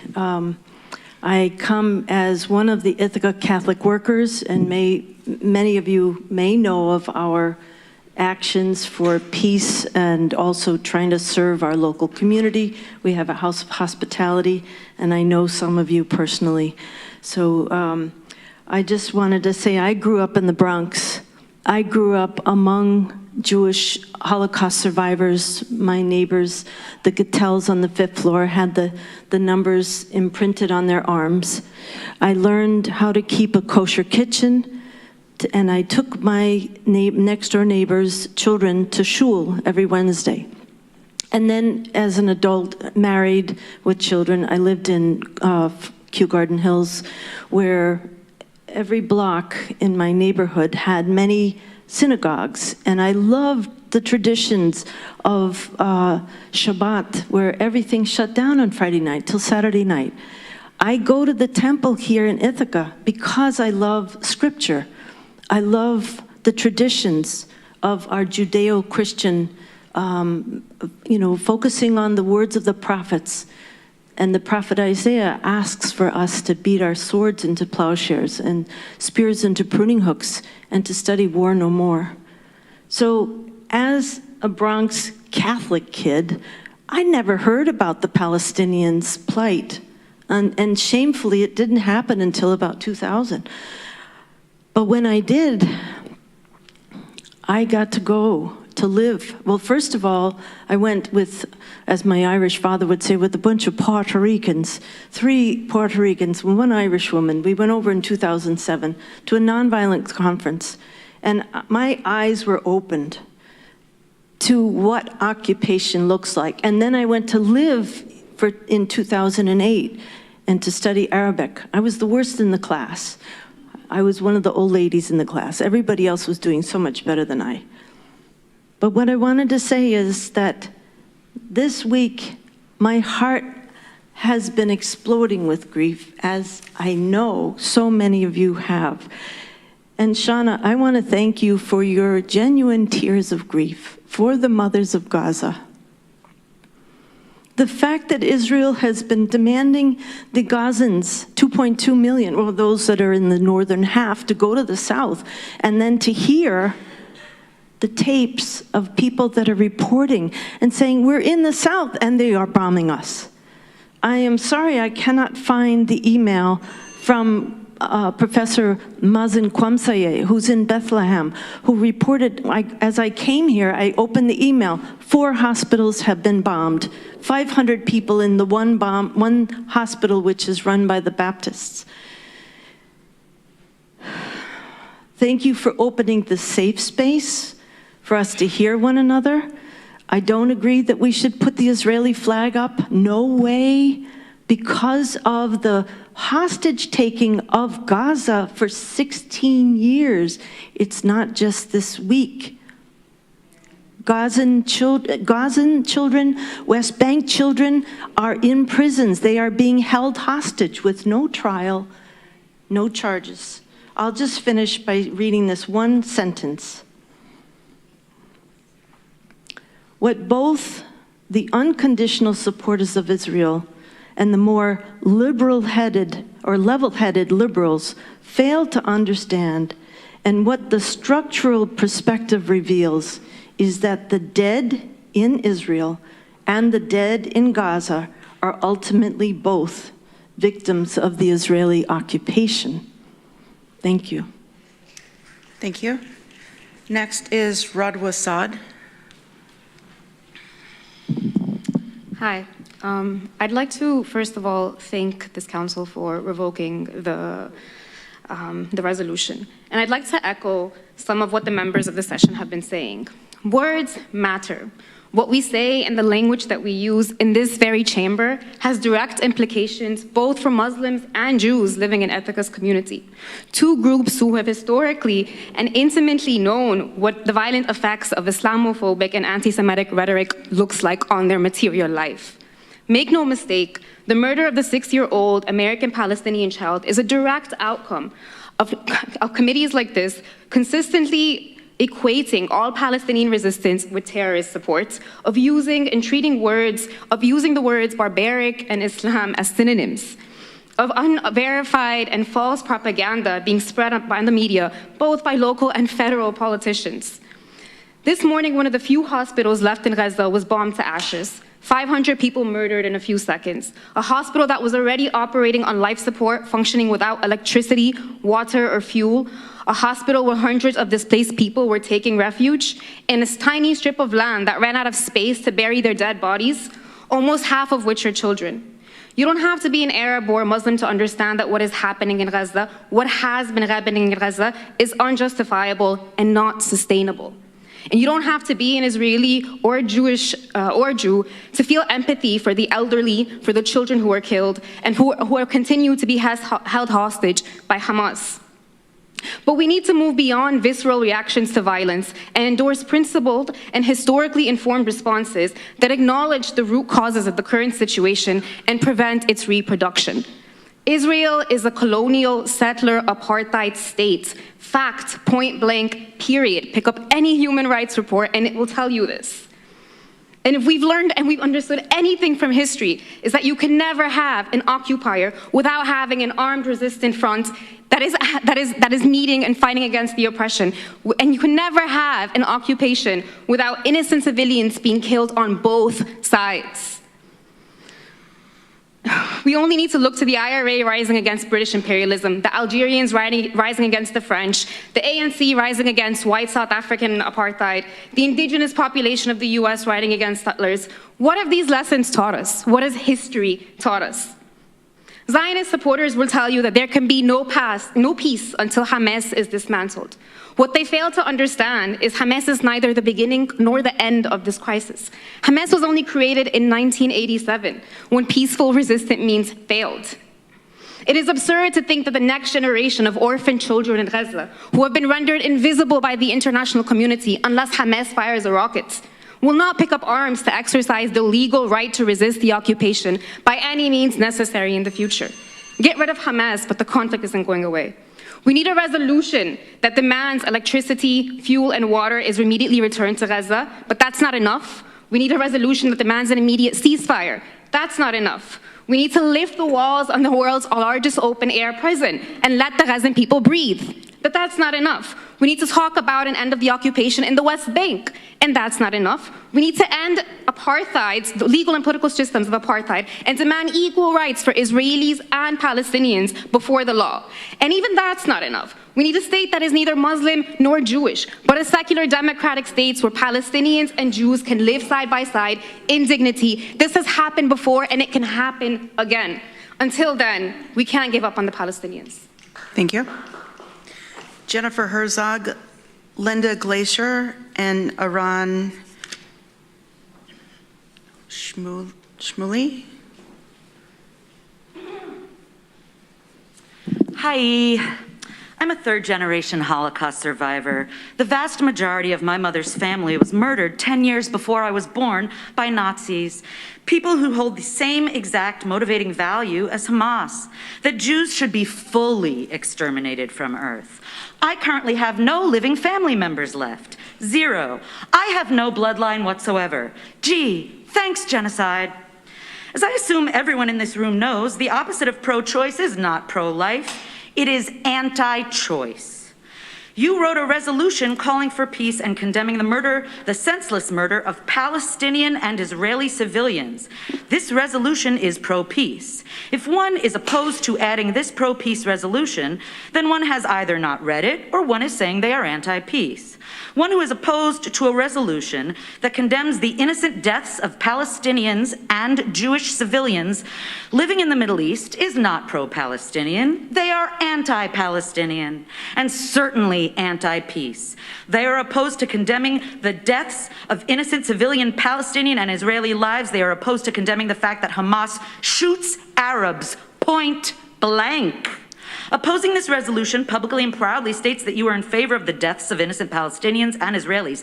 Can you imagine meeting someone who decides whether or not to publicly condemn an innocent baby's murder or a raped, dead, naked woman being dragged through the streets based solely on their religion and nationality and ethnicity? Whew, to me, that sounds like something only bigots do. If that were my thought process, I would ask myself, am I fighting for Palestinian lives or against Jewish lives? Because, again, Hamas enjoys killing Palestinians and Jews with equal indiscriminate fervor and reckless abandon. Hamas cares about Palestinian lives exactly as much as it cares about Jewish lives, which is to say not at all. Exterminating Palestinians from Earth may not be an explicit part of Hamas's charter in the same way that exterminating all Jews from Earth is an explicit part of their published charter, but make no mistake about it, Hamas loves murdering innocent Palestinians. It's truly their second favorite hobby next to murdering Jews. And lastly, when you were voting earlier to scrap this resolution, one person spoke about whether or not this resolution would make any difference in this war and be heard by the people who need to hear it. Well, perhaps it's the Jews of Ithaca who need to hear that our city cares as much about the deaths of innocent Jews as it does about the deaths of all other innocent people. Perhaps that would give us some resolve during this painful time, as we all have family and friends who are missing or murdered last week, and for many of us, it's been the most gut-wrenching, personally grief-stricken week of our lives. We have been grieving every minute of every day, every waking day since last Saturday, and trust me, we have not slept a wink. Not a wink. I encourage my county legislature to be resolute in your commitment to saying that yes, Ithaca is progressive and therefore is pro-peace and not anti-peace, pro-all civilian lives and not against them. Thank you. Oh, it was 3 minutes. Perfect. Thank you. Linda Glasser and Aran Shmuley. So I grieve with you at the deaths of every person, Palestinian and Israeli. This war is horrible. War is horrible. But the deaths lie at the feet of Hamas, who cares as little about Palestinian lives as Jewish lives. They put rocket emplacements in mosques and hospitals and schools, which means international law allows them to be attacked because they are no longer protected.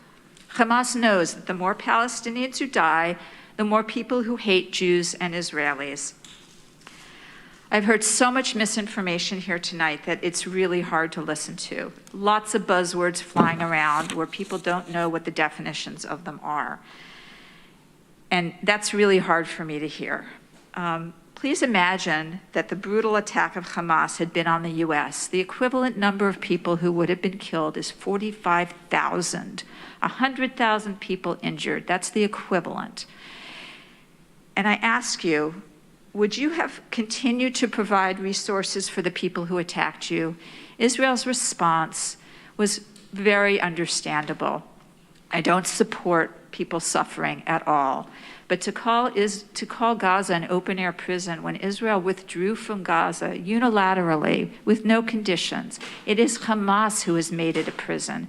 It is Hamas who brutalizes the people in Gaza, not the Israelis. And it is so hard for me to hear people talk tonight about resistance is great and it's justified and Israel is evil. Because I'll tell you what resistance is. And before 1987, I'm sorry, I've not been in a war, but I very narrowly escaped with my life from a suicide bomber in Tel Aviv bus station when I was in Israel.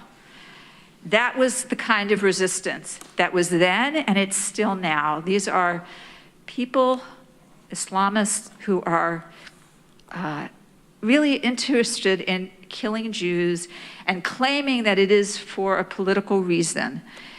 In this country, we have civil rights because of a protest movement that was peaceful. That is how you accomplish things, right? Excuse me, I would like to keep speaking. And I understand that people have very strong feelings and there's a lot of pain and suffering to go around. I don't want to tit for tat, oh, ours is worse, yours is better. But I want to make very clear that the Jews of Ithaca are suffering today in terror because Hamas's goal, their origin is with the Muslim Brotherhood, which was allied with the Nazis. There's a direct line from the Nazis to Hamas. We are scared. We are experiencing the trauma of the Holocaust now, today, in Ithaca, as people justify the acts of Hamas. So this resolution that calls for peace and calls out the horror of both Palestinian and Israelis dying is not a horrible thing for our county to support. We support Ukraine, but we're not going to support Israel. Thank you for listening. Thank you. And we have one more speaker, Aran Shmuley. Shmuley, yeah. Thank you. Thank you everyone for this opportunity to speak. I'm an Israeli. When I was in high school, I've been in a summer camp called Seeds of Peace with other Palestinians, Egyptians, and Jordanians talking about the Palestinian-Israeli conflict. And I do want to say right off the bat what the opposition of this resolution didn't say. I and the vast majorities of Israelis do not support killing of innocent Palestinian civilians. And that's right, words do matter. Did anyone who opposed this resolution say that what Hamas did was disgusting? Anyone? I didn't hear that. Since I heard a lot of people talk about international law and genocide, I have a couple of tests. They're not originally my own, for whether people know what they're talking about when they're talking about Hamas. Anyone who says that Hamas are, okay, bad guys, doesn't know what they're talking about. And you will hear that being said quite a lot. They don't know. They don't know what it's like to be mutilated and tortured and raped at gunpoint, including children. They don't know what it's like to see parents and kids executed in front of their family members, who themselves were the victims of the subsequent attacks and offenses. They don't know what it's like to see babies decapitated. They don't know what it's like to be tied together in piles of 10 with the rest of the town kids. Imagine Ithaca. The rest of the town kids, and be set on fire while they're still alive. They don't know what it would be like, after all that, to be one of the lucky ones, lucky enough to not get shot in the face like the rest, and instead being taken into Gaza as a hostage and paraded in the streets. They don't know what it would be like to see Hamas coming over the horizon and surely to know what is about to take place. They don't know what it's like to see the existence of entire communities abolished, making them part of Hamas's Gaza for just some time and showing all of us, revealing to us, allowing us to see for the very first time what this Palestinian state would be like under their control, under Hamas's control. I want to just take a moment, since we are very interested in the downtrodden and the helpless. Think how they must have begged them. Imagine how they must have pleaded. Imagine for how long. Imagine how they must have prayed, how they must have besieged heaven. Imagine for hours, and no answer, nothing. Imagine how those children must have felt. Imagine how they must have thought when they saw one of their own dead. No one seriously dares to try and say, to try and claim, this is what Israel is now doing in Gaza. This is a moral inversion. This suicidal organization proved exactly what it is capable and what it wants. We lived at these men's permission for a long time. We lived by their warrant. Only their stupidity allowed us to be as complacent as we were up until now. And despite the ridicule, despite the incompetence, despite the failures, despite the disappointments, despite the errors, this decision to move the Palestinian people and the region into a post-Hamas era will stand as one of the greatest decisions for both Israelis and Palestinians. Thank you. Thank you. We do have one more speaker this evening, and then we will take a short recess. That's Claire Grady. Thank you. I didn't come with prepared remarks, but I have listened carefully to everyone, and I feel your shaking and your terror, and the speakers over here, and the terror and heart of other speakers here. I'm 65 years old this year, and I've spent most of my life resisting U.S. war crimes around the world. I am ashamed to say that I didn't know the term settler colonialism until I was in my 50s. Since then, if we put on the lens that understands what settler colonialism is, it is drenched in blood and war. It has to be enforced. I want to share a tiny little story of going to Iraq in 1999. At that point, U.S. Catholic bishop was saying there is humanitarian there, 5,000 children being killed every month because of the U.S. enforced sanctions, U.S. and British enforced sanctions.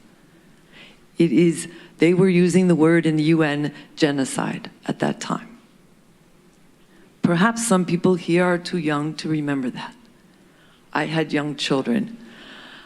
The thought of clean water being denied, so the bombing in '91 of the United States military, 42 or 43 days and nights, targeting the water purification, the sewage treatment, and electrical, all war crimes, was anticipated with defense intelligence reports that said, when you target those things, millions of civilians will die, the elderly, the young, and the sick.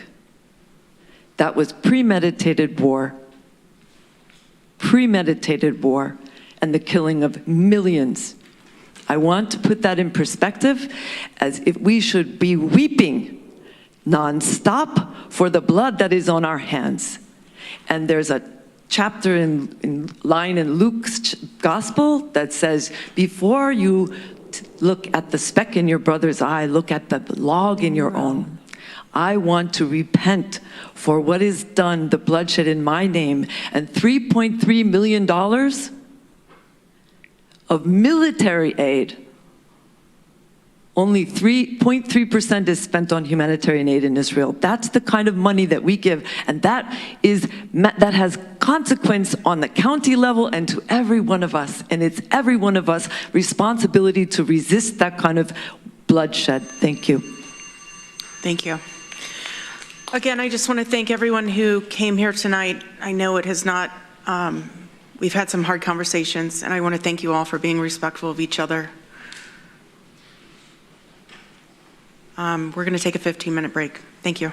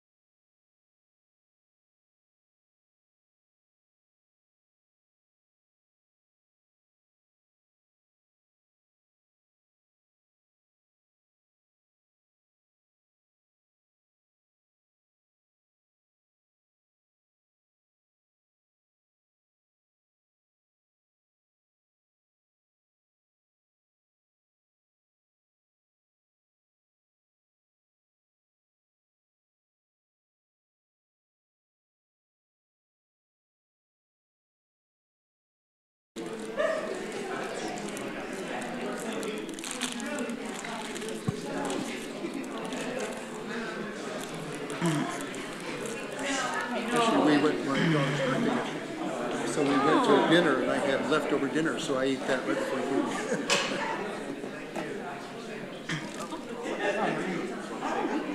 Okay.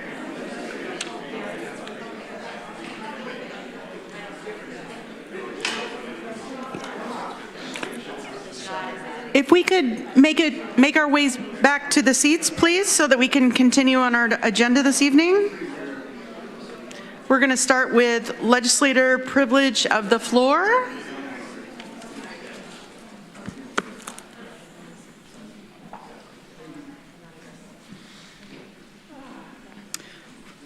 Lee Shirtliff.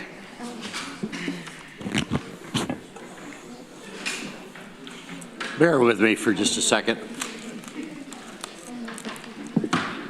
I'd prepared some remarks earlier in anticipation that the resolution that was offered, pulled back, and reoffered would have come forward. And I saved those notes. I've kind of abbreviated them, and I just want to offer some of my perspective given the last 2 hours here.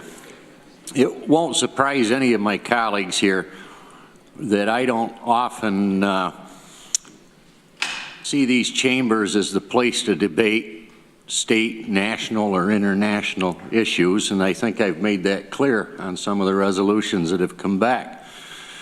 But in that respect, I've usually been in the minority, and I accept that, because whatever the issue may be, it's usually one of importance or consequence to our citizens or the institution that is Tompkins County.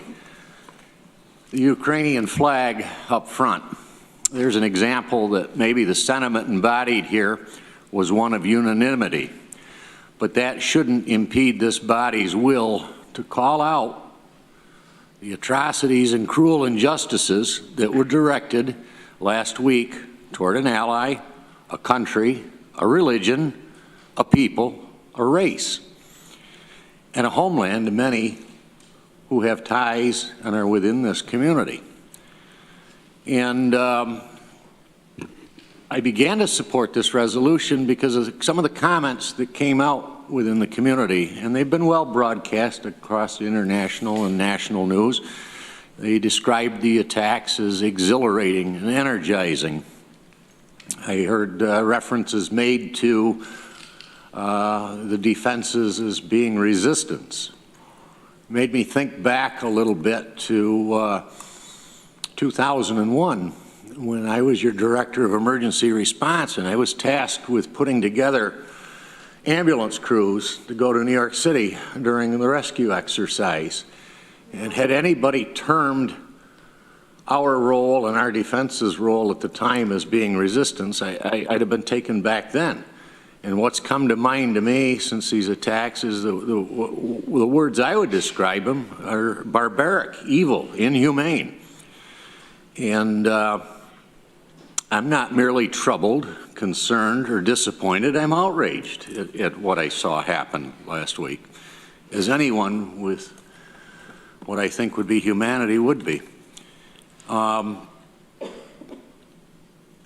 I can say is that going into this tonight, I felt that a statement here, or even a symbolic action by this body, doesn't have to prescribe what the response to these events could be, but what it can do is convey a sense of our collective and unmitigated outrage for the acts of depravity that occurred. That's where I was when I started. That's where I am right now. Thank you. Thank you, Lee. Anyone else for legislator privilege of the floor? Mike Lane. Shauna, I really want to thank you for both of your messages. The personal statement you made a few days ago and the one you made tonight. I think they are both spot on.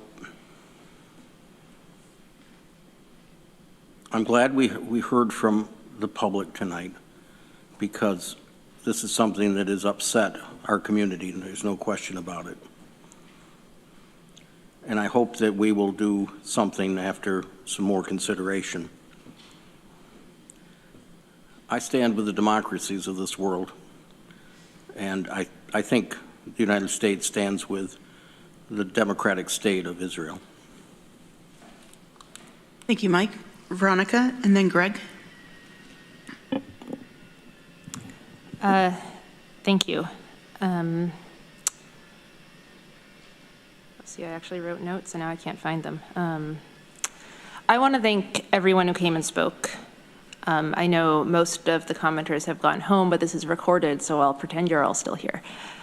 And particularly thanks to those who shared painful personal experiences. Collectively, you all have laid out the information and the situation in Gaza and the history, both recent and long past. So for the most part, I'm not going to take this time to paint my own picture of the situation. But I will share a bit of my own story. Sometimes other legislators talk about their family, so I'll take a brief turn. Mike Sigler mentioned 9/11, September 11th, 2001, and I remember that too, and it was terrifying. I was, at the time, lived in Northern Virginia, and when I saw that the Pentagon was hit with a plane, I got very scared, started just crying in the middle of civics class, because my parents worked at the CIA at the time, and I thought, well, if the Pentagon can get smashed into, can't the CIA? Like, that seemed suddenly very real, and it was terrifying to think that my parents might be hurt or killed, and even more terrifying for it to be just a huge surprise. And to think you might lose a family member in an untimely way, and not to mention actually losing one, is horrible regardless of how that loss or that fear of loss occurs, but it does hit differently emotionally when it's a surprise out of nowhere. Luckily, the CIA didn't get hit. My parents were fine. They continued their careers for an additional decade, and my dad continued into academia and then writing. He was an intelligence analyst for the CIA for most of this. After getting a PhD in politics with a thesis titled Negotiating Peace, at the height of his career, he was the National Intelligence Officer for the Near East and South Asia, which I can rattle off because that was his voicemail greeting at work when I was in high school. So he's been around the block in the realm of international conflict, of state intelligence in response to threats and attacks, and the conditions of a society or a state or a people that do or don't tend to lead towards certain outcomes. So after reading the resolution we're not considering anymore, after attending Sunday's Palestine Liberation Rally, after talking with colleagues on the legislature and colleagues elsewhere, and reading the news and reading public comments and reading more public comments and reading more emails, finally this afternoon I thought, hey, I should check in with my dad. So I did. I looked up to see if he was writing pieces on this, and he was. And then I gave him a call and brought up hey, for some reason, weighing in on this issue has come to our doorstep. Do you have advice? And he did, and he sent me some more pieces, and that was helpful. And somewhat oddly, even though the pieces he sent describe horrible violence and oppression like we've been listening to, I felt calmer reading the first one of his, because he, to my mind, and of course caveat, I know him very well, so of course I trust the author, but he spoke clearly and reasonably and firmly rooted in historical perspective. And I'll give it's easier when you're you've been an academic writer for decades. I just want to mention 3 things that I learned from what he'd shared. One of the pieces was responding to accusations of intelligence failures on the part of Israel. And my dad said that actually what happened here was sort of par for the course for intelligence. It's very, very hard to predict the exact logistics of an attack. It's often easier to predict the risk of an attack from some group to another group. He said that instead, and here I'll quote, "The most basic failure in the Israeli government has been the perpetuation of occupation and suppression of Palestinian rights, including a suffocating blockade of the Gaza Strip, that perpetuates the kind of anger that, in turn, perpetuates violence, including the violence seen this month. This judgment does not require any detailed knowledge of communications within the Israel government. It is based on policies that are plain for all to see and on experiences elsewhere in the world when one ethnic or religious group oppresses another." This tracks with everything I've heard. And note there is no judgment in that. There's no blame in that. There's just analysis. Secondly, he noted, and this also explains some things for me, that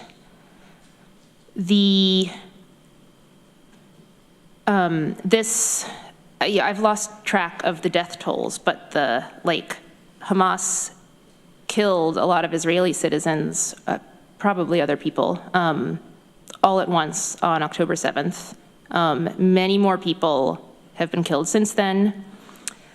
But he pointed out that leading up to this, from the beginning of 2015, after the big war in 2014, through August of this year, and here I'm quoting again, deaths from violence between Israelis and Palestinians totaled 1,595 Palestinians, along with 144 Israelis.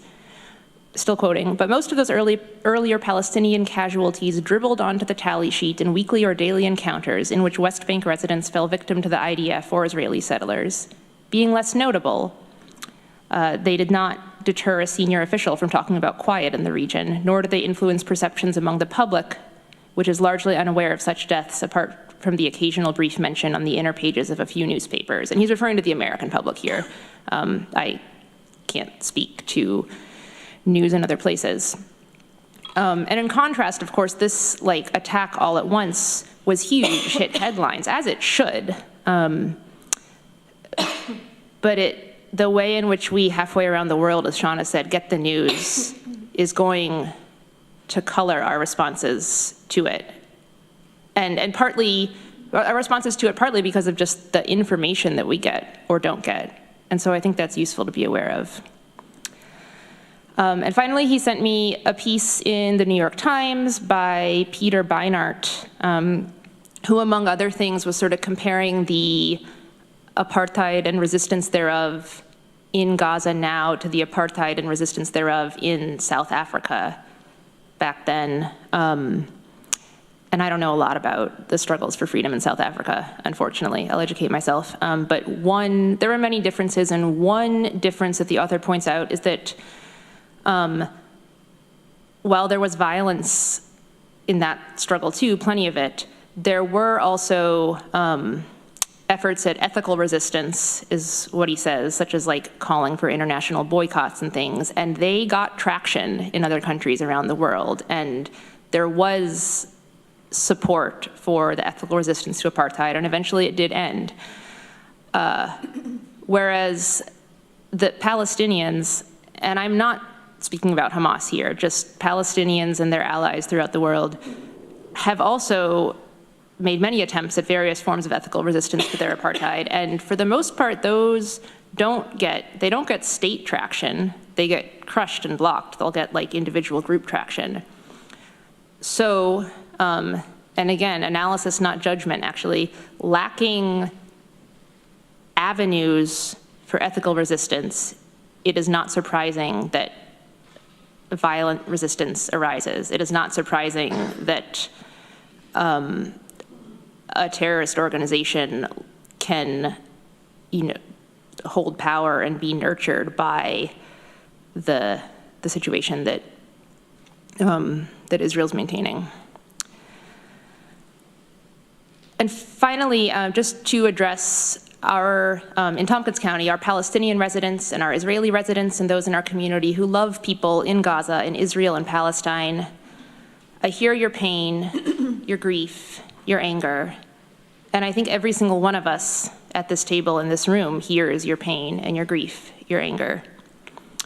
I've learned recently a lot more about how trauma can root into your body, can take over the functions of your brain such that it's just harder to analyze, harder to think clearly.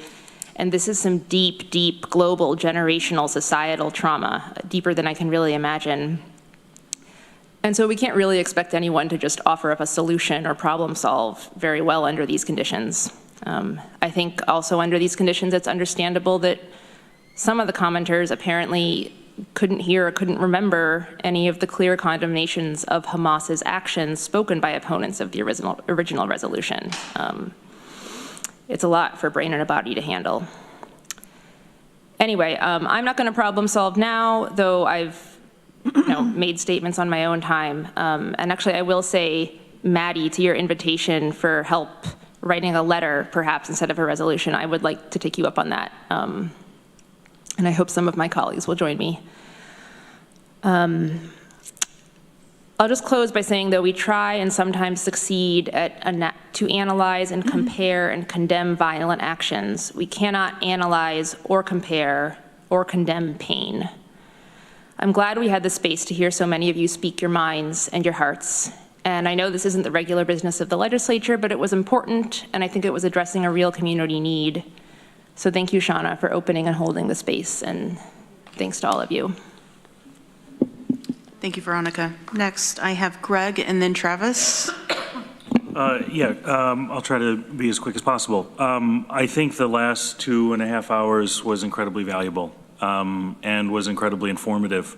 And I walked away with a lot of different perspectives that I think will help shape a viewpoint for future conversation around the issue. And that is our job. Our job is to sit here and to listen and to take information, to process that information, and then ultimately make the best decision for those that we can affect change on, or we can affect the life of, which is the residents of Tompkins County. There are two sides. There's many sides. There's multiple facets of each side. So it's a very complex issue. I don't regret putting this resolution forward because I do believe that it created an opportunity for this space to be held and the conversation to be had. I'm glad that we're going to take a step back and rethink how to support the decades-long issues that are happening in that region. And so I guess I would ask my colleagues as well to be open-minded, to remember this time here that we had today and how these national issues that sometimes we don't want to touch do affect the lives of our local residents. Because I think that that's something I understood, but I really didn't have the gravity sit with me until today of how these global issues really do have a large impact on our local community. So I think what we do here does matter. I have a sign on my desk from the Holocaust Memorial in DC that says what you do matters. And I keep that here because I do think what we do here matters. It matters on local issues, on national issues, on global issues. And there was a piece in here that seemed to be a big sticking point for many, which was the flag flying in the chambers. I took the lead from my colleagues who voted to support flying the Ukrainian flag in our chambers as a show of support for one of our allies. And that was one of the reasons why I included it there. As you know, I was not a supporter of flying the Ukrainian flag in our chambers. And I'm really not a supporter of flying any other flags but the American, the New York State, and the Tompkins County flag in our chambers. Because I think those are the only three flags that should have any place on our dais. Not because of our belief system or our values or anything like that, but because of the symbolism that flags can represent and the different symbolism that flags can represent to so many people. I keep a pride flag here on my desk because personally it has a lot of meaning to me. As a gay man, it's important that I share that and represent that. I think that our desks and our personal space are okay to make those kind of statements, but on our main dais, I don't think it is. I hope we'll hear the comments about what a flag means and what a flag means to many people, and also potentially take up reconsidering flying another country or another nation or another cause's flag on the dais of the chambers. So I appreciate you all for taking the time to wade through this tough issue, and look forward to what's to come. Thank you, Greg. Next is Travis Brooks. Like my colleagues have said, I appreciate the bravery and the honesty and the openness of our community, willing to come and speak, willing to share. Some of them shared their personal experiences, their beliefs. It's not easy to do, as most of us know. These are folks that aren't elected to stand here and share these things, and they did with a lot of bravery, and I really appreciate that. All the different perspectives that were shared. I think one of the things that we don't really understand about terrorism, or we seem to forget, that the idea of it is to sow hatred, evilness, chaos, to division. And, you know, we're acting as if two things can't happen at the same time. You had the terrorist attack. It is what it is. It was horrific, and we should condemn those things at every turn. And we also have colonization. And I'm sitting here at a training, and it's at a reservation in Arizona. It's at a reservation in Arizona. There was indigenous land. People were forced into a reservation. Some of us don't stand when we do the Pledge of Allegiance to the flag for a variety of reasons. Two things can happen at one time. We can appreciate being here in this country and the opportunities that exist here. But we also can feel what has happened under that flag, what people have gone through under that flag. Things can exist, multiple things can exist at one time. And we have to be willing to accept that. And we have to be willing to have these conversations, as difficult as they might be, and hear each other, understand each other, and remember how parts of this world were formed, where people went in and they took land from other people that were there. That exists there. We're sitting in the chambers on indigenous land. They didn't give it to us, we took it. These things all can happen at the same time. So I do appreciate, Greg, that you did put this resolution forward. You've taken a lot of heat for it, but it raised a conversation that needed to happen in this community and gave people an outlet to share their concerns and their experiences. So I appreciate that, and I appreciate all of the colleagues on that floor. I wish I could be there and really feel the energy in this moment. Thank you, especially Shauna, for allowing this to happen tonight. I know that it was a tough decision, and I'm glad you made that decision that you made. Thank you. Travis. Anyone else? Deborah Dawson, and then Rich John. Thank you. I seem to be losing my voice. Sorry. So this was a very interesting experience. I still don't think that this legislature can and should take a stand on this. And I want to talk about the can part. What I heard tonight, a lot of fear on that side of the room, a lot of anger on this side of the room, a lot of talk about contextualization, a lot of discussion about 75 years of settler colonialism. And occupation, thank you. And not a heck of a lot about the millennia of persecution of Jews everywhere in the world. Not much mention of the Holocaust except from survivors. And I admit that I am not familiar with that 75-year history. I am, however, quite familiar with the Holocaust, the lead up to World War II, the ghettos in Poland, and the founding of Israel, which was just plunked down where it is by Western powers with absolutely no grasp of or sensitivity to the situation on the ground.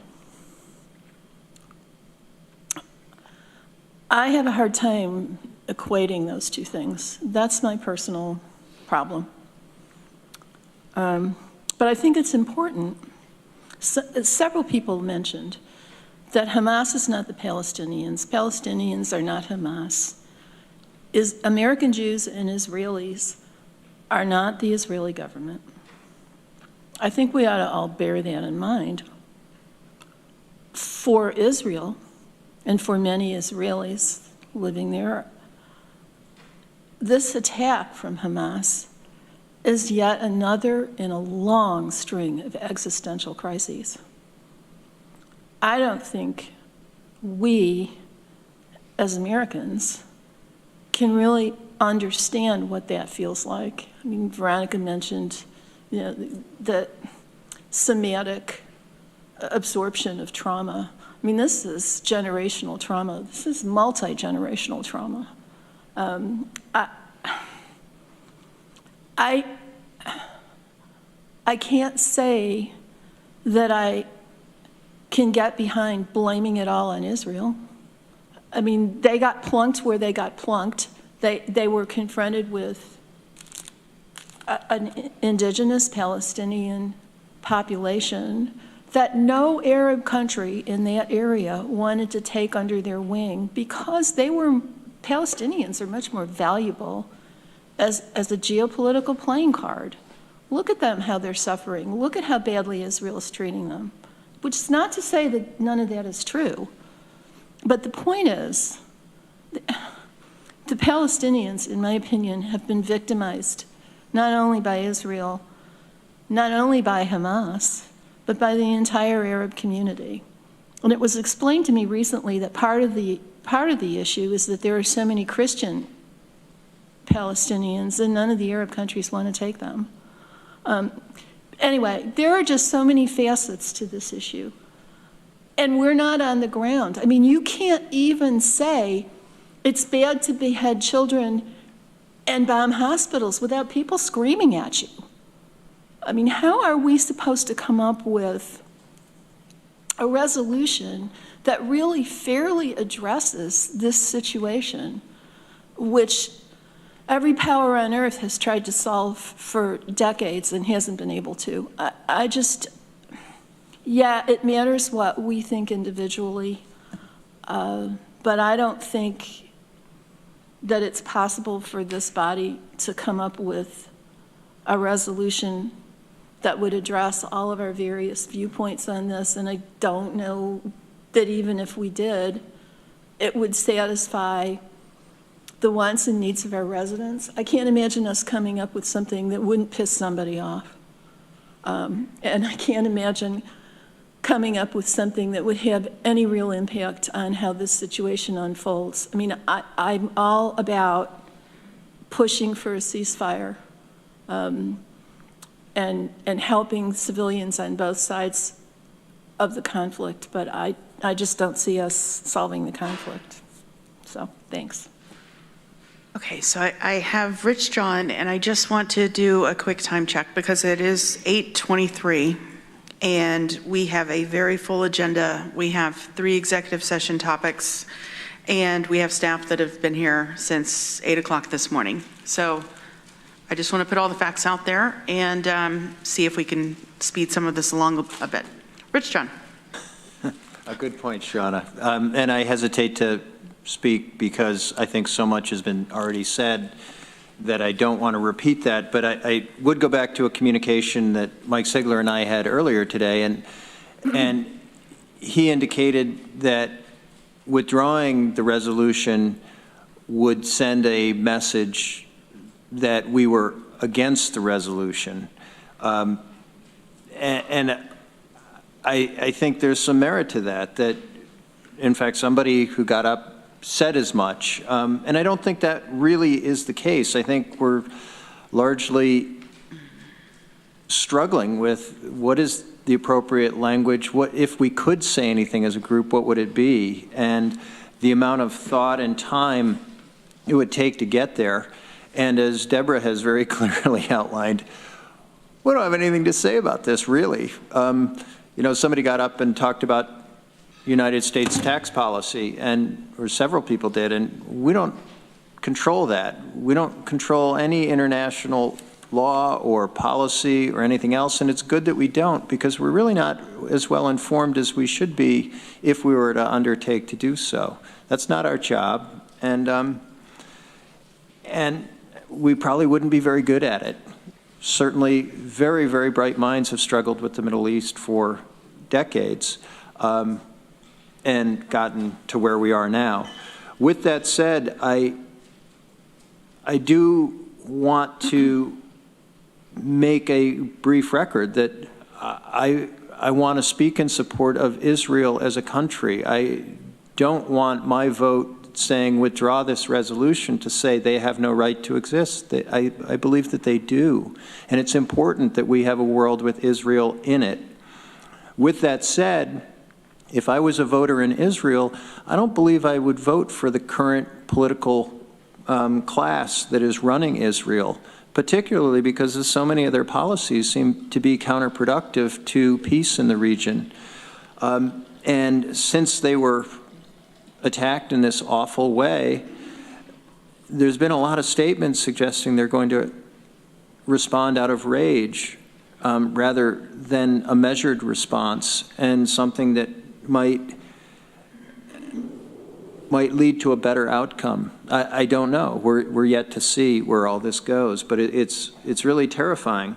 Finally, I just say that this was a long public comment today, and even though I think it's not the right place to have it, there really was merit in having it occur. And to some extent, it's the tragedy of, I think on a national level, our Congress is in collapse. And the idea that you could have a reasoned debate on a national level in our Senate and in our House just isn't true anymore. And that's a real problem. If people think that they can come to the Tompkins County Legislature and talk to us about it, okay. You know, in our very infirm and imperfect way, I guess we can listen, and we did, and there's good in that.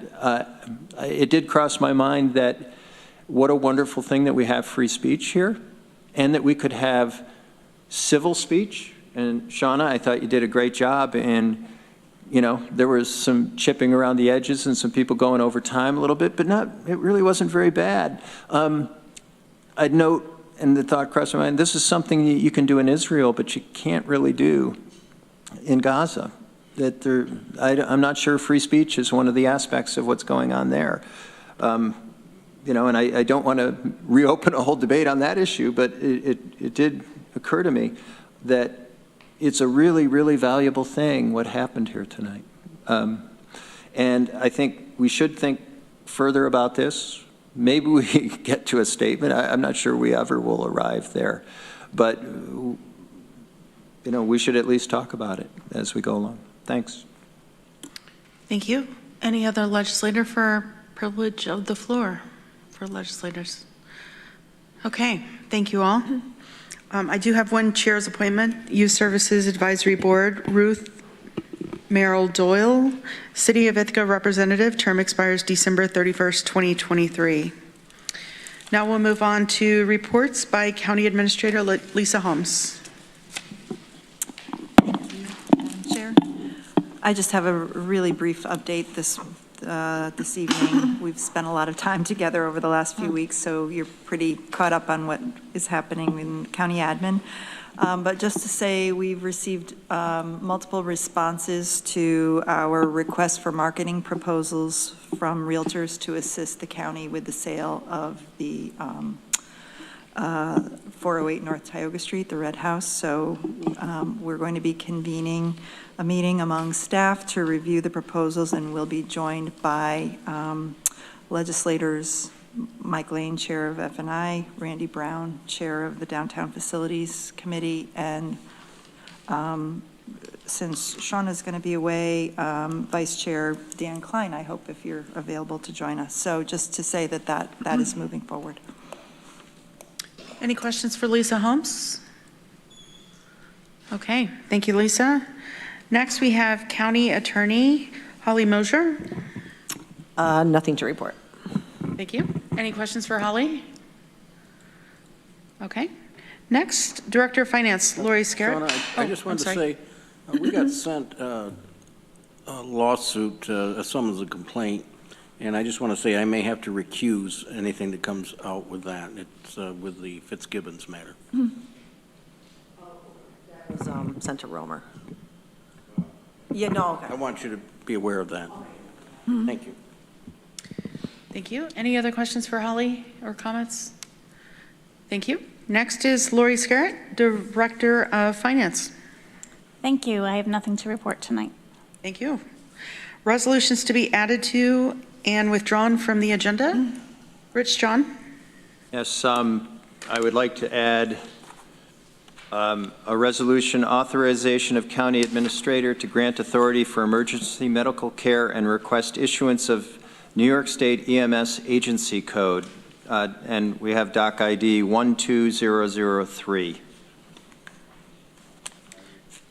Move to add that. Okay. Greg Mezzi seconds. And any question or comments? Okay. We're going to have to do a roll call tonight. This is to add, pardon, this is to add the resolution. Amanda Champion? Yes. Susan Curry? Yes. Deborah Dawson? Yes. Rich John? Yes. Dan Klein? Yes. Ann Corman? Yes. Mike Lane? Yes. Greg Mezzi? Yes. Veronica Pillar? Yes. Lee Shirtliff? Yes. Mike Sigler? Yes. Travis Brooks? Yes. Randy Brown? Yes. Shauna Black? Yes.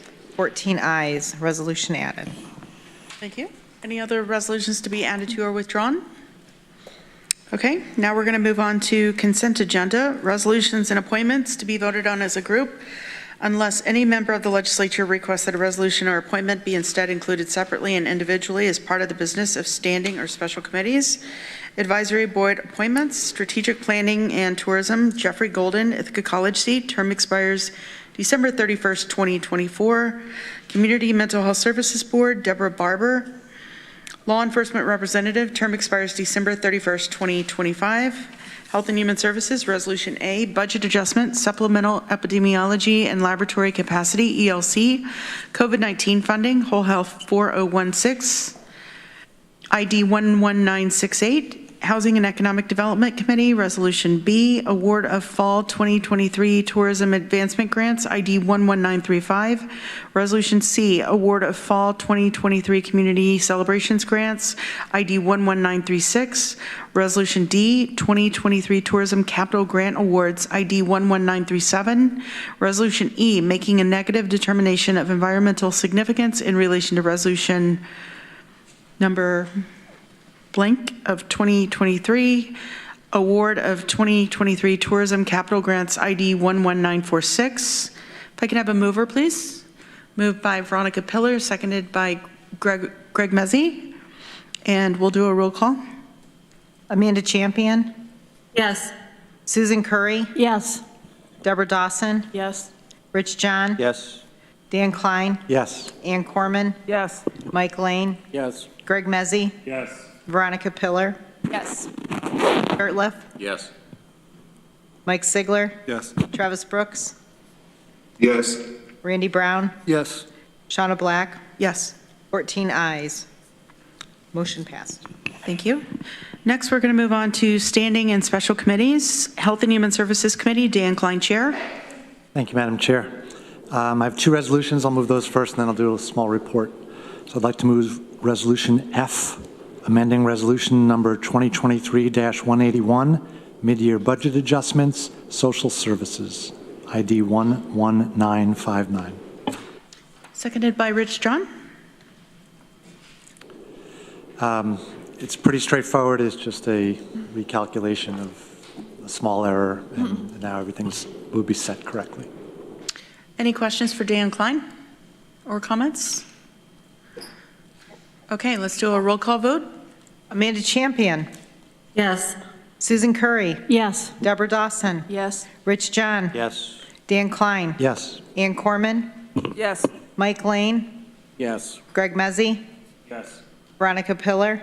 Yes. Lee Shirtliff? Yes. Mike Sigler? Yes. Travis Brooks? Yes. Randy Brown? Yes. Shauna Black? Yes. 14 ayes, resolution adopted. Thank you. And then I'd like to move Resolution G, amending Resolution number 2023-183, budget adjustment, social services, administrative revenue account consolidation, ID 11960.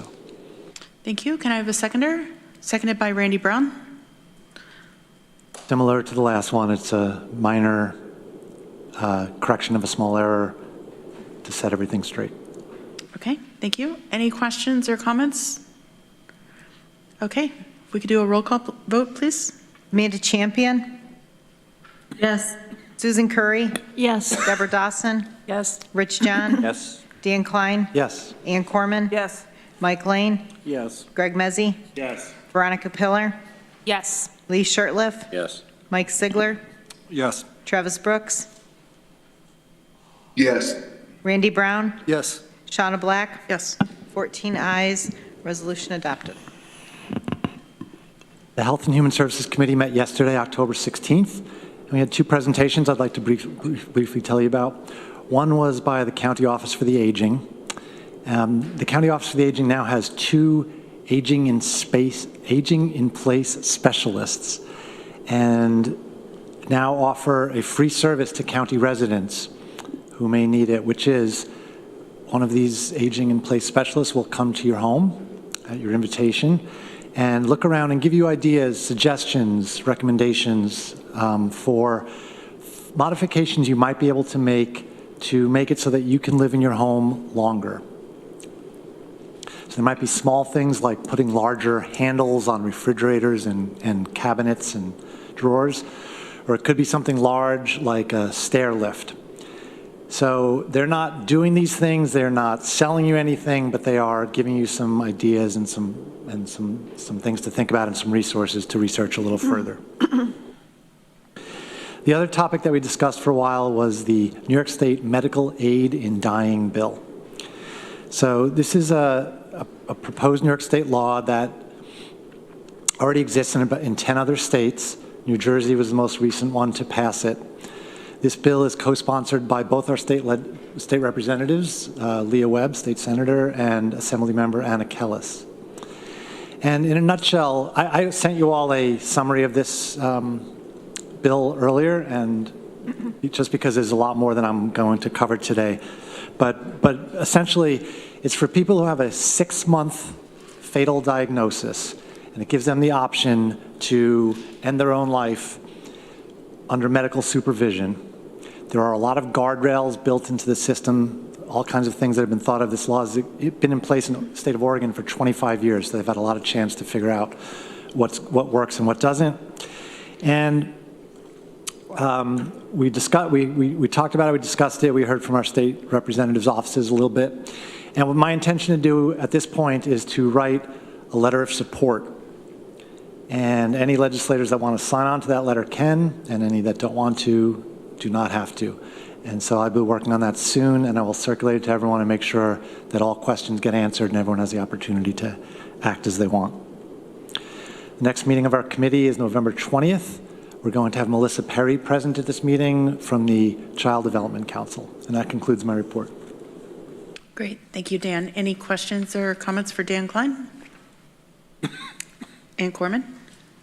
Dan, I don't know if you know this, so not trying to put you on the spot. For the consultation for people to age in place, do you know if that's income dependent? It is not. It's open to everybody, and it's not even age dependent, although if they have to prioritize, they might, work on some stuff like that. But the answer to your question is no, it's not income dependent. Okay, that's great to hear, because sometimes I have trouble talking my mother-in-law into things, even though she can afford it. It's just, anyway, so that's good to hear. And I'll be glad to help sign on to the other letter. Thank you. Any other questions or comments for Dan Klein? Thank you, Dan. Thank you. Next, we have Housing and Economic Development Committee. Greg Mezzi, Chair. Thank you, Madam Chair. I had to miss our last meeting in October, so I wouldn't encourage everyone to get a chance to catch up on that. I'm still trying to catch up on a few things from being out of town. So I don't have a formal report for this evening, but our next report is going to be, our next meeting will be November 1st, Wednesday at 3 p.m. here in the chambers. Okay. Any questions or comments for Greg Mezzi? Okay. Thanks, Greg. Welcome back. Facilities and Infrastructure Committee, Mike Lane, Chair. We will meet again on this Thursday, October 19th at 9 o'clock. we have a couple of things that are going on that I think are important, including further discussion about the ECAT appointment and recommendation for the, get my head in place here, I'm still thinking of Palestine, I guess. I want to say look at the recommendations that has apparently changed as to the modifications of chambers and what we might do to establish another temporary office in here. Randy? So stay tuned. Okay, any questions or comments for Mike Lane? Okay, thank you. Government Operations Committee, Amanda Champion, Chair. Yeah, thank you. We met, I don't remember the date, 2 weeks ago. And we have a couple resolutions, but the main thing that I wanted to share about what we discussed, we had a good conversation with Dominic about the designation of our newspaper. And there are a couple of bills in the state legislature. And so we talked about some different things. Dominic had a great memo that if we haven't shared with everybody, we should definitely do that. And then we are going to probably look at a resolution next month. So if you're interested in talking about that, you can come join us. And that's all I wanted to report. I can go ahead and move the first resolution, which is appointment of Republican Election Commissioner for 2024-2025, ID 11945. Seconded by Lee Shurtleff. And I'll just add that we're reappointing Alana Congdon, who is our current Republican Commissioner. Thank you, Amanda. Any questions or comments? Mike Ziegler? I just want to say Alana's been doing a great job there. She came in, she knew the systems of the county, but there's really no good training for elections commissioner, but she's been able to reach out in the state and actually get that training. Fortunately, Lee is a former elections commissioner, not a very good one, but he was one. Why they moved me to another office. Well, that's when they used to use stone tablets and things. So. But she, I think they were called Chads back then. Chads. Only if they were hanging. That's right. No, she's caught on very quickly, and I like the fact that she's able to reach out to people and say, I don't know this, and then learns it, and now can teach other people that. So she's really, I think, bringing a lot to the office, especially considering all the changes that are going on. So, yeah, I'm very happy that she's been moved forward. Thank you, Mike. Any other questions or comments? Okay, let's do a roll call vote. Amanda Champion. Yes. Susan Curry. Yes. Deborah Dawson. Yes. Rich John. Yes. Dan Klein. Yes. Ann Corman. Yes. Mike Lane. Yes. Izzy. Yes. Monica Pillar. Yes. Lee Shurtleff. Yes. Mike Ziegler. Yes. Travis Brooks. Yes. Randy Brown. Yes. Shauna Black. Yes. 14 ayes. Motion passes. So the second resolution is amending the rules of the legislature. All those rules, ID 11949. Can I have a seconder? Seconded by Rich John. And this just stems from a couple of conversations that we've had at GEO, just anything people wanted to bring up or small changes that they felt needed correcting. There's nothing majorly substantial, but I'm happy to try to answer questions if folks have them. Also, I was just told by Katrina that we do need 10 votes in order for this to pass. Any questions or comments? Veronica Pillar? I just want to comment, I appreciate the changes to gender neutral language. That's a topic that has come up at WDIC in the interest of inclusion, so it's good to see it changing in one place. Thank you. Any other questions or comments? Okay, let's do a roll call vote, please. I need a second. Oh, can I have a second? Susan, oh, I think it was Rich John. Yeah. Amanda Champion. Yes. Susan Curry. Yes. Deborah Dawson. Yes. Rich John. Yes. Dan Klein. Yes. Ann Corman. Yes. Mike Lane. Yes. Greg Mezzi. Yes. Veronica Pillar. Yes. Lee Shirtliff. Yes. Mike Sigler. Yes. Travis Brooks. Yes. Randy Brown. Yes. Shauna Black. Yes. 14 ayes. Resolution passes. Thank you. Anything else, Amanda? Nope, thank you. Okay, any questions for Amanda Champion or comments? Okay, thank you.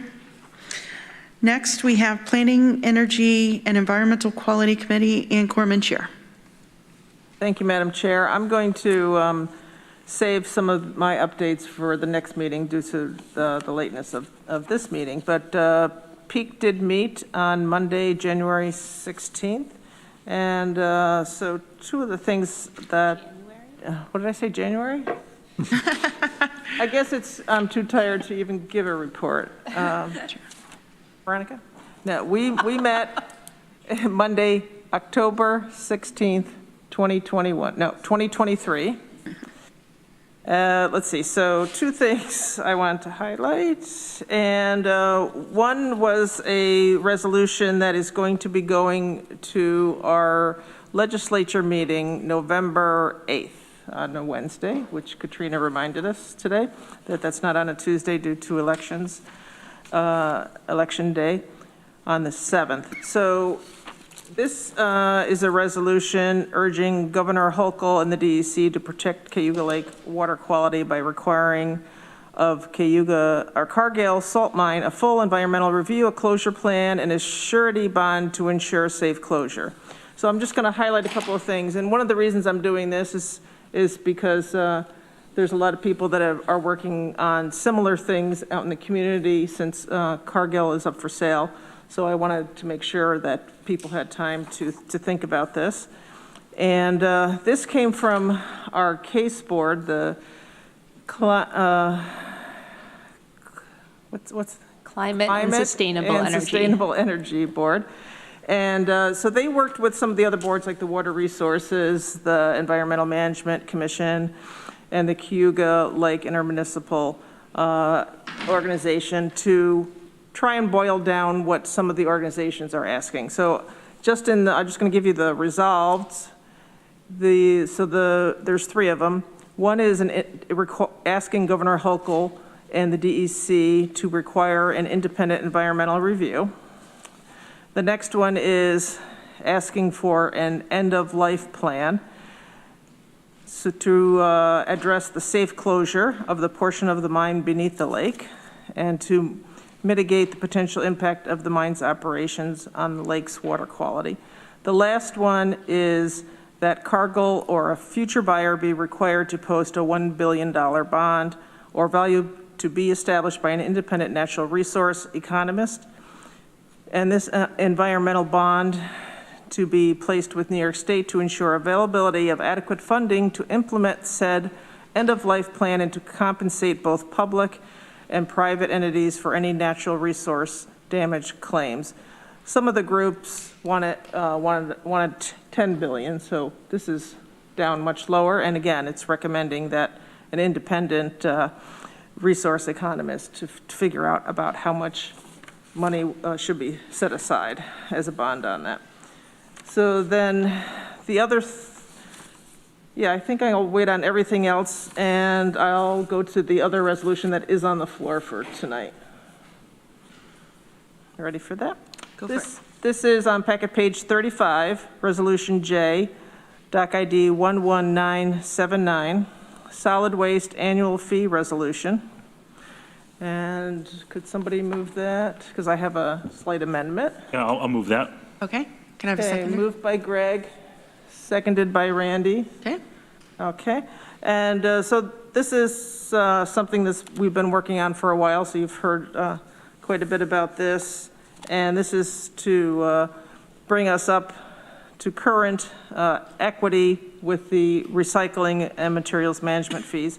So one slight amendment I'd like to make, if that's friendly to the mover and seconder, is on line 43 of the resolution, where it says colleges, unit charges, and then it says Cornell. I'd like to change that to Cornell's Ithaca campus,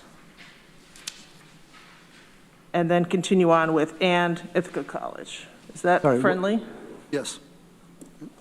Can you say what line that was again, please? 43. I don't see 43 on mine. Oh, I'm sorry. I have the one from Peak, so. It's let's line see. 39 on packet page 35. Thank you. Page 1 of the resolution. Got it. Thank you very much. I get by with the help of my colleagues. Thank you. Yes, it's also line 39 on packet page 35. Thank you. All right. I got you. Take it from here. Amendment friendly Got a to friend. the mover and the Amendment seconder? is friendly, yes. Is it unfriendly to anyone in the room? Okay.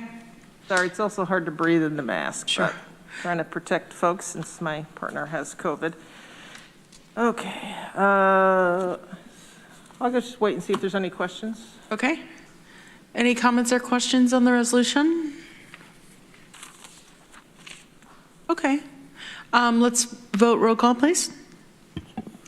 Amanda Champion? Yes. Susan Curry? Yes. Deborah Dawson? Yes. Rich John? Yes. Dan Klein? Yes. Ann Corman? Yes. Mike Lane? Yes. Greg Mezzi? Yes. Veronica Pillar? Yes. Lee Shirtliff? Yes. Mike Sigler? Yes. Travis Brooks? Yes. Randy Brown? Yes. Shauna Black? Yes. 14 ayes, motion passes. Thank you. And we meet again in November, on November 20th, Monday at 10 a.m. I think I have that correct. Thank you, Ann. Any questions for Ann Corman? Comments?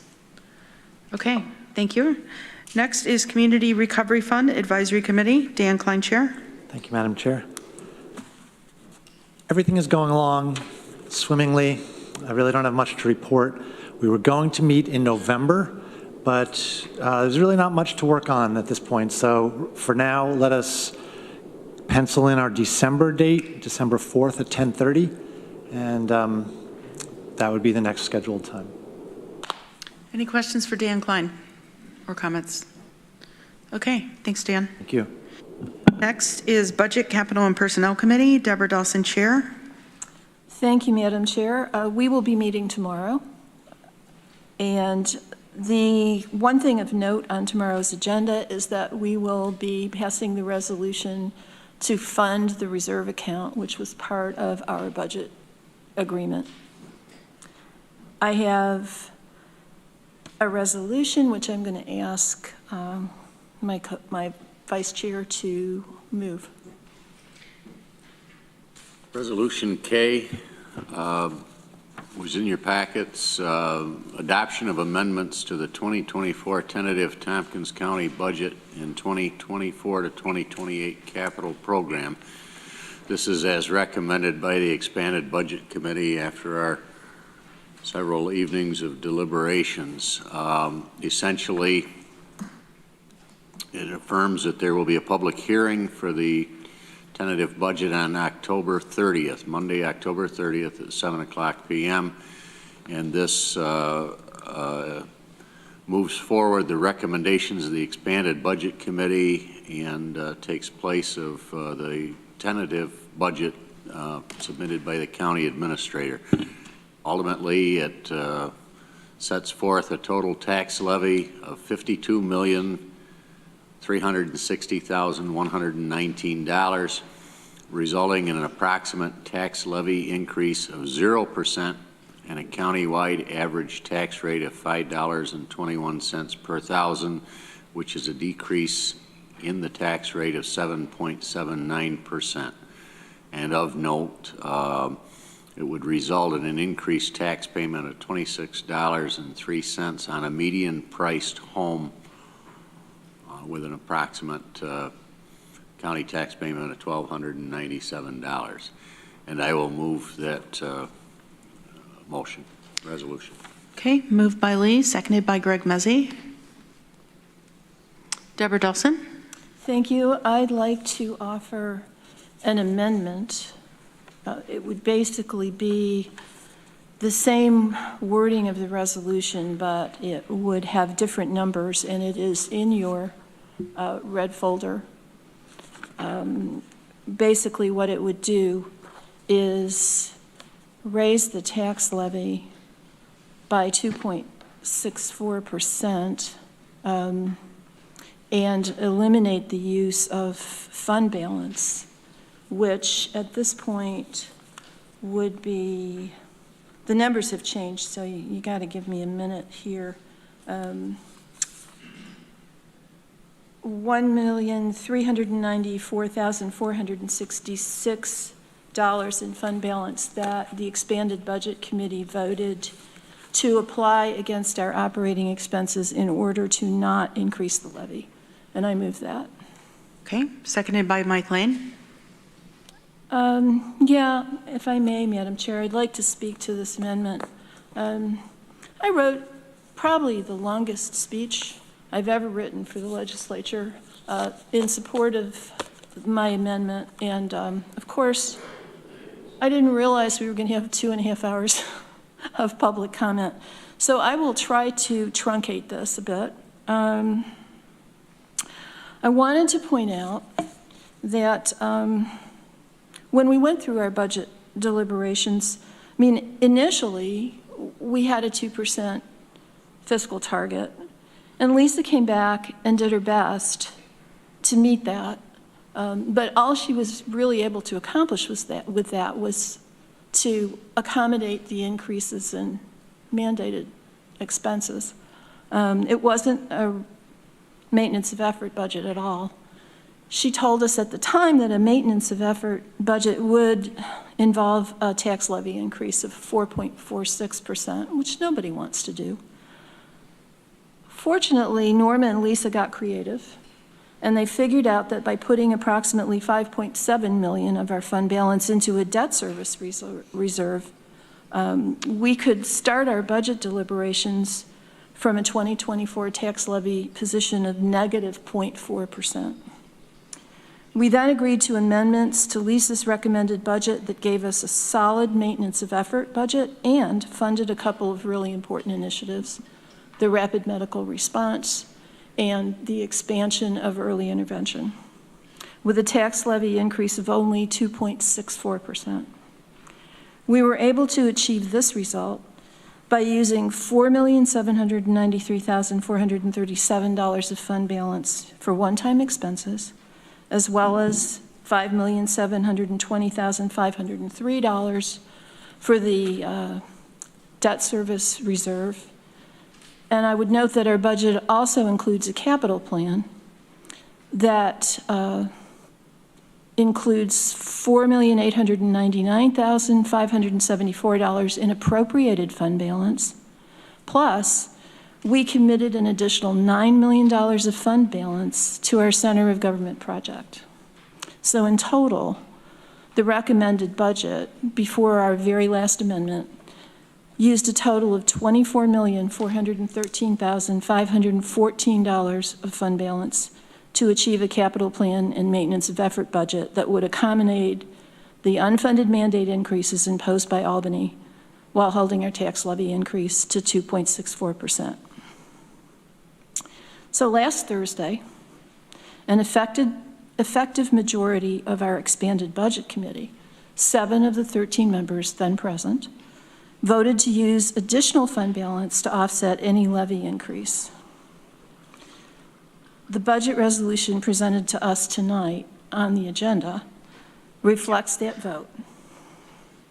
The amendment I'm offering would preserve the $1,394,466 in fund balance and raise next year's tax levy by 2.64%, funding the county's increased and ongoing operating expenses on a pay-as-you-go basis.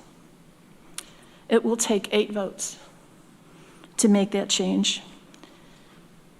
And that seems like a pretty heavy lift after last Thursday's vote. To make it happen, I'm asking one or more of you to change your vote. And you have a perfect right to require that I give you compelling reasons to do that.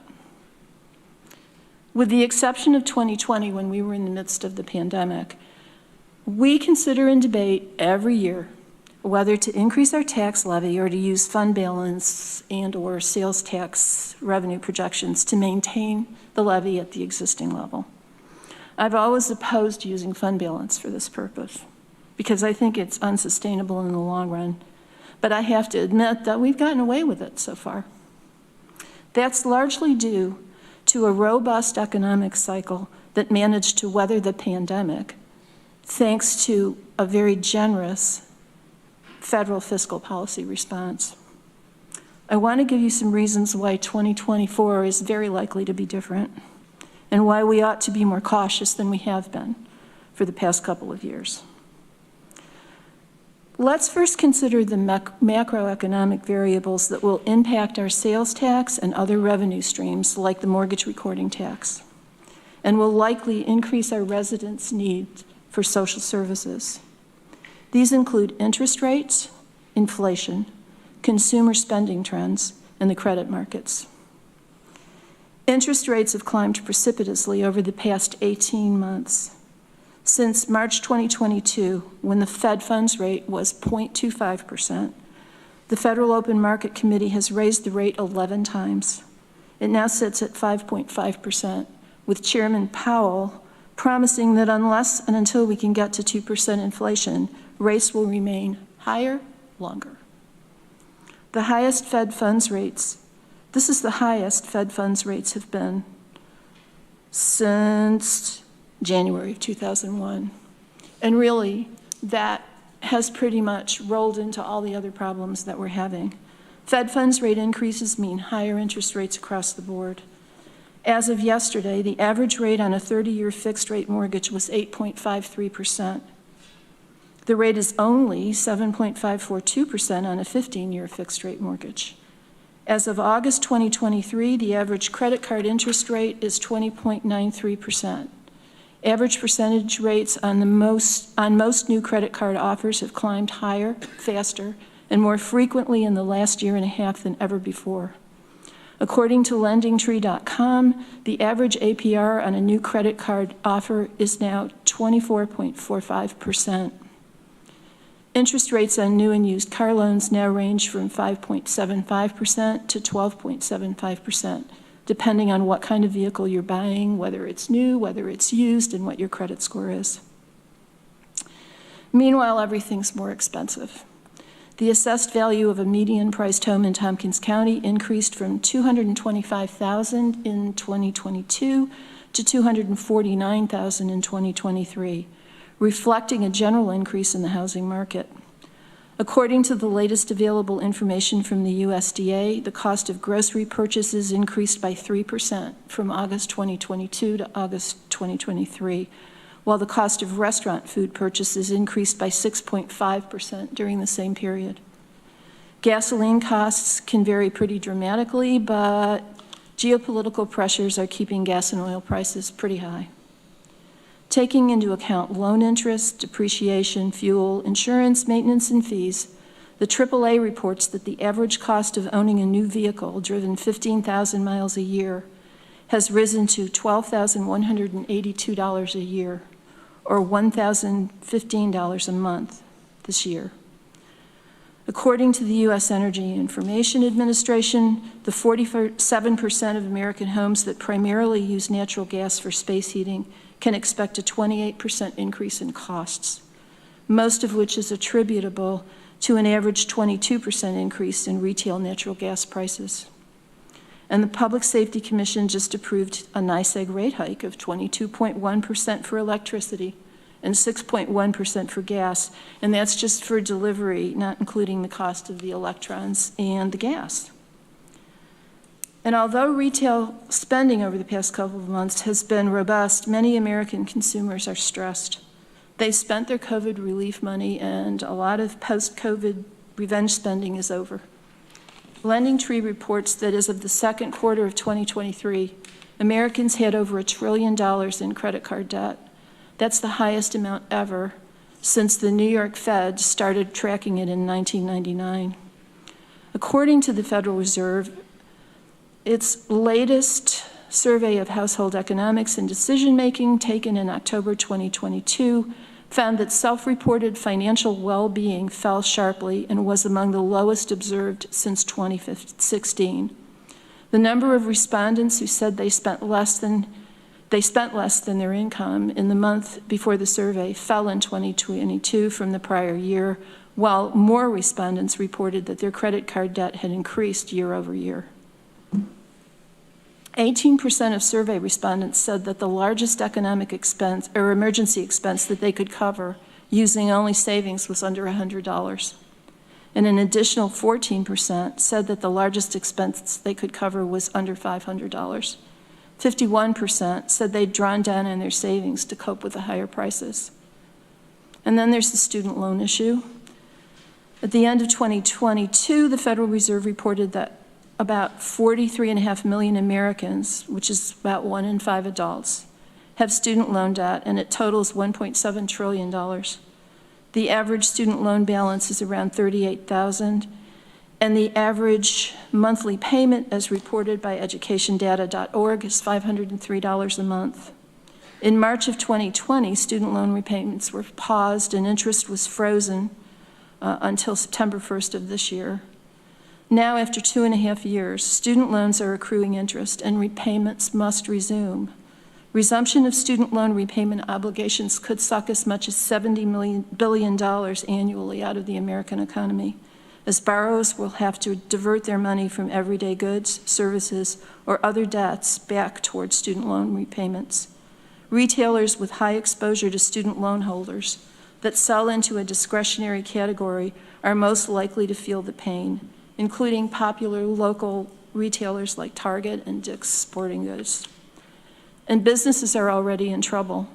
Business bankruptcies, including bankruptcies of companies with over $100 million in assets and so-called mega bankruptcies of companies with over $1 billion in assets, are on the rise.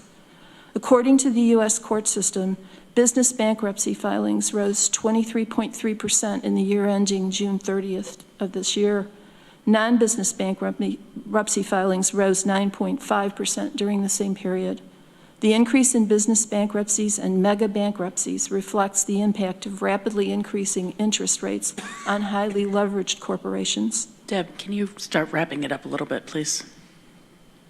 It's 9:08, and there are 4 people in line right now to speak.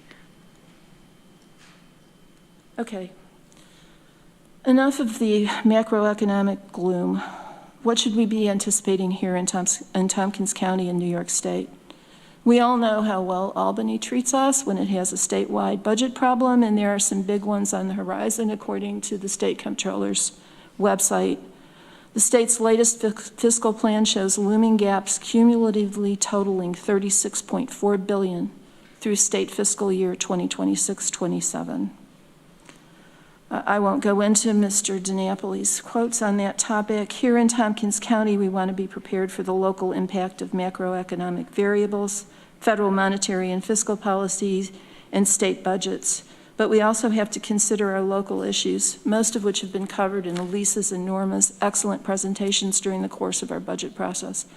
I want to underscore, however, as Norma pointed out in her September 27th presentation, our free-to-spend fund balance at that time was about $6.5 million, and now it is considerably lower, as you can see from the email on your desks. Meanwhile, we're looking at a $400,000 increase in our local Medicaid share in 2024, which is not yet included in our 2024 budget, plus whatever mandate increases might be included in the state's fiscal year 2025 budget that will hit us on May 1st of next year, plus funding the reserve accounts included in our new reserve policy we passed this year, plus any other unexpected expenses that may arise. I can't help but wonder how we would fund an emergent operating or capital expense of $1 million or more in the next year. It seems to me it would be a good idea to keep that $1.4 million in fund balance for just such an eventuality. I know that I've painted a picture which suggests that our taxpayers can't afford an additional tax.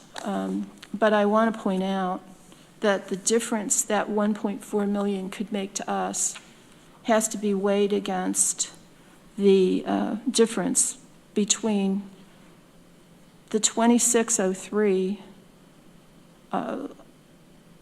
on the budget resolution in your packet and the 6118 in my amendment. That's what, $35 divided by 12 is what, $6? No, $3 a month? Yeah. I think maybe they can afford that rather than getting hit with a much higher tax increase at some point down the road when the economy may be even worse. So I appreciate your patience and your consideration. Thank you. Thank you. I have Amanda, Greg Mezzi, and Randy. I can pass. Okay. Greg Mezzi? Deb, you said the first part of my comments about painting a picture of how the residents of Tompkins County may be struggling to pay these additional increases in your comments. I think when you look at, and to reduce it only to $30 some odd or whatever the difference between the 61 and the 26 is, we have to take into account that our assessments have really kind of gone out of control over the last 3 or 4 or 5 years, continuing to go up and up and up. So, right, this is compounding. So for a new homeowner that maybe bought a home before the pandemic, right, they're not now paying $3 a month, right? It may be an additional $10 to $15 or $20 a month with everything else on top of it because of each year, the assessment of their home has increased. To say that we wouldn't be able to weather $1 million+ unexpected expense when we have proposed a $2.1 million contingent fund reserve, which is on top of already our contingent fund set aside, on top of our 18% of 2022 revenue of $208 million, which is $37 million in reserve. To say we can't weather $1 million expense is just not correct. We also have capital reserve for $1 million, debt service reserve, and I know, and I don't know about my colleagues, but when I voted on the reserve policy, I was under the impression that this would help our Moody's rating in a way that wouldn't remove these from our, I'm trying to get the language right, so Lori, if you see me struggling, help out. But essentially our unassigned fund balance number, which is what everybody had originally sort of been trumpeting the call for, we need to have more unassigned fund balance. But from when we heard from the Moody's, the Moody's person, the money set aside in our reserve policy would not count towards unassigned fund balance. And then we also learned that the reserve policy, those funds are essentially locked up only for that purpose forever. So we're essentially locking $6.5 million away. We're skittish to use our 18% or our $37 million that we have in fund balance based on our fund balance policy. I can't imagine how we're ever going to unlock the $6.5 million in our reserve policy. It just seems like we're squirreling away more taxpayer dollars than are necessary.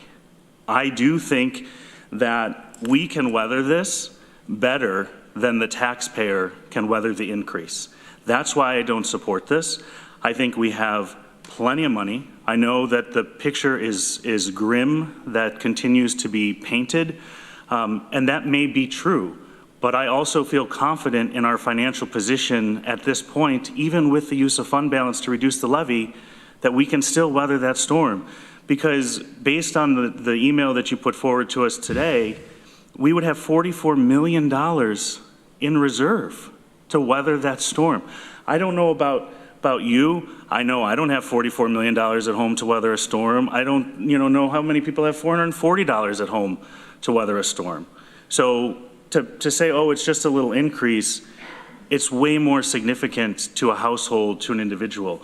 If we wanted to do something like this, but then also look and say, hey, maybe we have a 3-year pause on taking our assessments up at the rate in which we continue to take them up and continue to grow the pie, maybe that's a different conversation. Either way, we're getting at the same, we're getting at the same result. So I would discourage my colleagues from voting on this amendment because this increase to our community is significant. And we are in a strong financial position with a lot of money set aside. I mean, we have a 2.1 contingent fund reserve, which is on top of our contingent fund dollars, which are already in our budget. So it's like having two contingent funds. It's like having a backup for unexpected and then an unexpected backup. It's like keeping two change purses in your pocket. I just don't see how that makes sense, and to see how we can't use taxpayer dollars to keep the levy flat. We have over-collected. We have been the beneficiaries of strong economic conditions, and I think it's the right thing to do to use those taxpayer funds, not to continue to oversave dollars, which I think we're in a really healthy spot, but I think it's only fair and equitable that we give those funds back to the taxpayer by keeping the levy increase flat. Okay, Randy Brown, Rich, John, and Mike Lane. Thank you.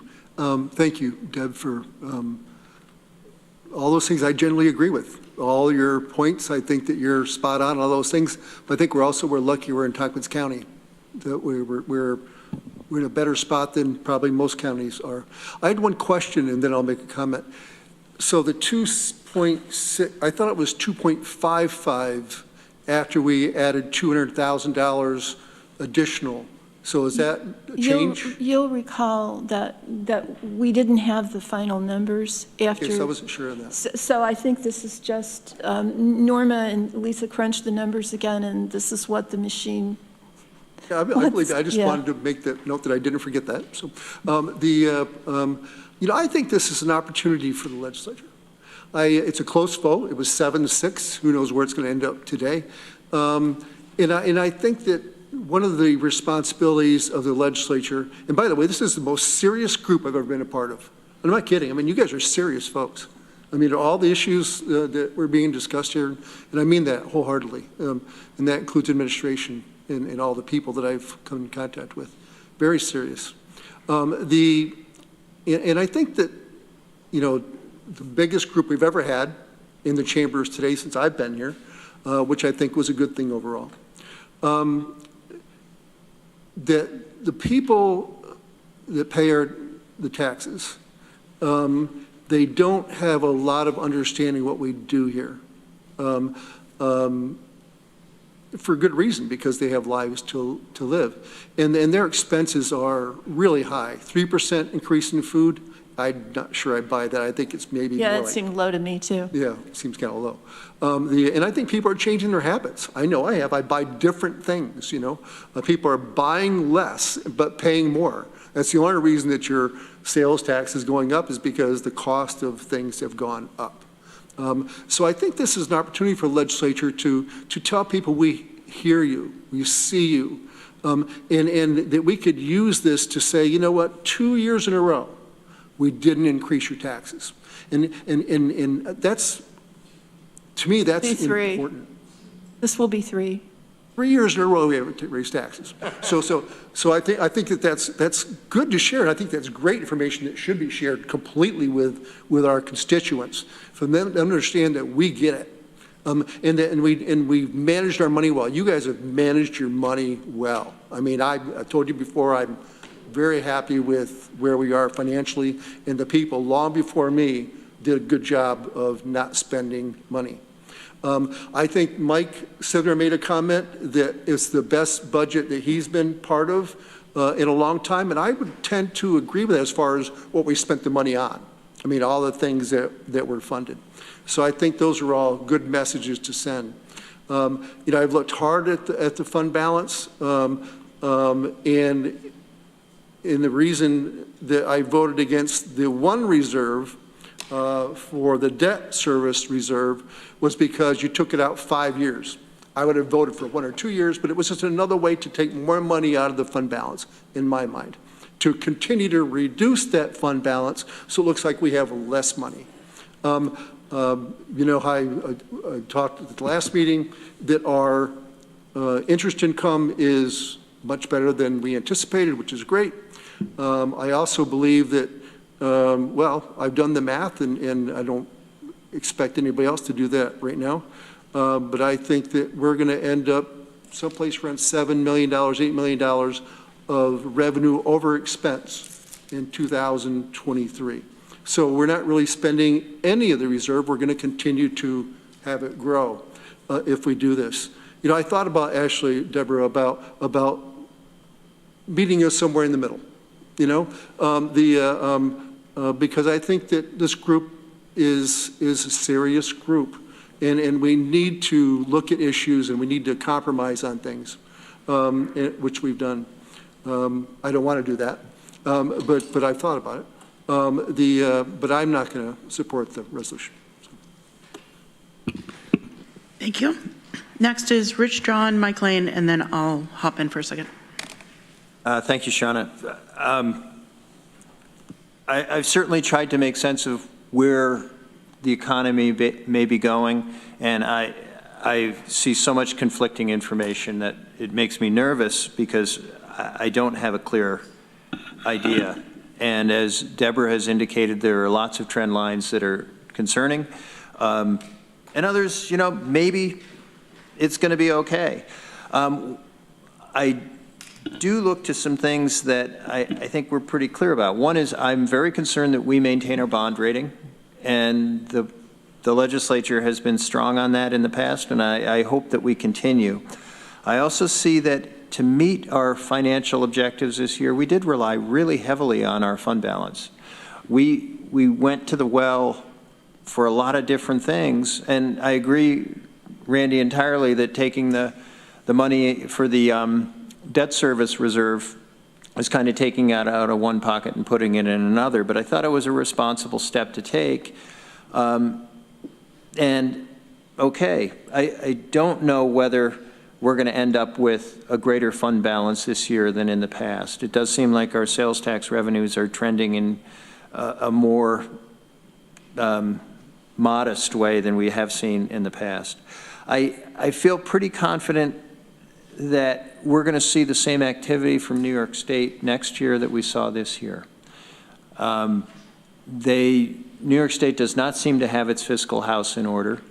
And the governor was, I felt, very brazen in taking the actions she took to just basically steal money from us. I will use that word. And I think she's going to do it again. It worked for her last year or this year. She will go to the same place. At least we have to expect that she will.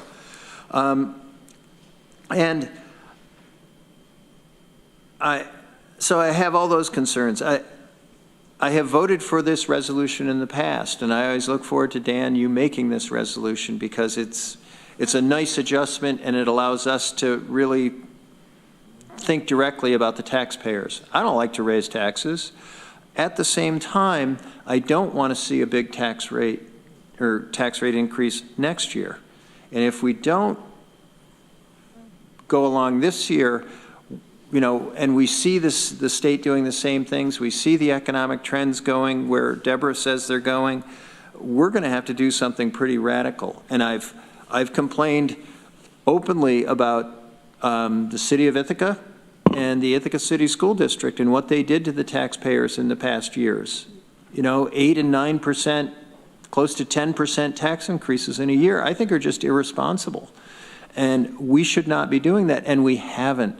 I've been very proud of what we've done with maintaining near zero tax increases the last couple of years. And even before then, we have not hit the taxpayer with a substantial increase. A 2.5% increase, that's really less than inflation. It is less than inflation. It does not seem to be an irresponsible change in hitting our residents with a tax increase. And it allows us to go into 2024 with some confidence that in 2025 we're not going to have to raise taxes substantially then either. And maybe we can keep it to a 0% increase in 2025, particularly if the more optimistic projections are right. You know, if we in fact increase our fund balance for another year, I'd love to vote for a resolution saying let's square it off and go to zero next year. But I will be supporting this amendment for all of those reasons. Thank you. Thank you. Mike Lane? Deb, thank you very much for that well-researched introduction to this. What you said is really, really important, and it's economics is not exciting, and it's much easier to build office buildings or something like that, but the economics here are scary of what's going on, and how much we've actually spent from our fund balance is serious this year. I want to make sure that we are able to offer our employees reasonable salary increases in our contracts as they come due, because that's their income, and they're the ones that are rocking from the high prices of food and gas and rent that they have all the time. I don't think 2.64% on the tax rate, on the tax levy is out of line here, especially when it's below our tax cap and is below what we were really thinking we were going to have to end up at, thanks fortunately to our good advice that we've received from administration. Randy, yes, it's nice to say to people, we haven't raised your taxes 3 years in a row, but I bet there's Newfielders, I'm sure they're Drydenites, who will be out there saying, my taxes went up because my assessment went up. Please say it ain't so. You just told me that you didn't have to raise taxes, but now they've gone up. It's the way things work with assessment, and we can't control that. Even if we had a 3-year pause. I went through that and probably lost my seat back in 2005 because I argued that we should go to a 3-year assessment roll and not a 1-year roll at that time. That was one of the major factors that was used against me. But I do think it's important that we increase taxes a small amount, and I think that my residents will understand a 2.64% increase on the levy. Thank you, Mike. I'm just going to take a quick turn here and comment. I have 3 points. The first one is that we spent $19.5 million of fund balance this year. 24. 24 million? Oh. Adding to our budget. That is a lot of money. And for me personally, I feel like I need to see where the dust settles. I mean, I can't continue to send money out the door and worry about us missing that magic number that allows us to get lower debt service and gets the ratings that we've worked so desperately and so hard for. The other thing that I would also add to this discussion is that there's a very true reality that over the next 6 months to a year, we could have an emergency project come up. And that could cost $1.5 million to $5 million. We just don't know. I mean, emergencies come up all the time. And our job is taking care of people. And the one thing that I think we pride ourselves in is the service that we provide to the people that live here. We take care of people. And so I would ask my colleagues not to spend every dime that we have. I understand in years past, I voted for Dan's resolution. At the end, I voted for it for the past 2 years, past 3 years, I don't know. And it's gone through, and I've been really excited about it. But this year, we've sent a lot of money out the door, and we're talking about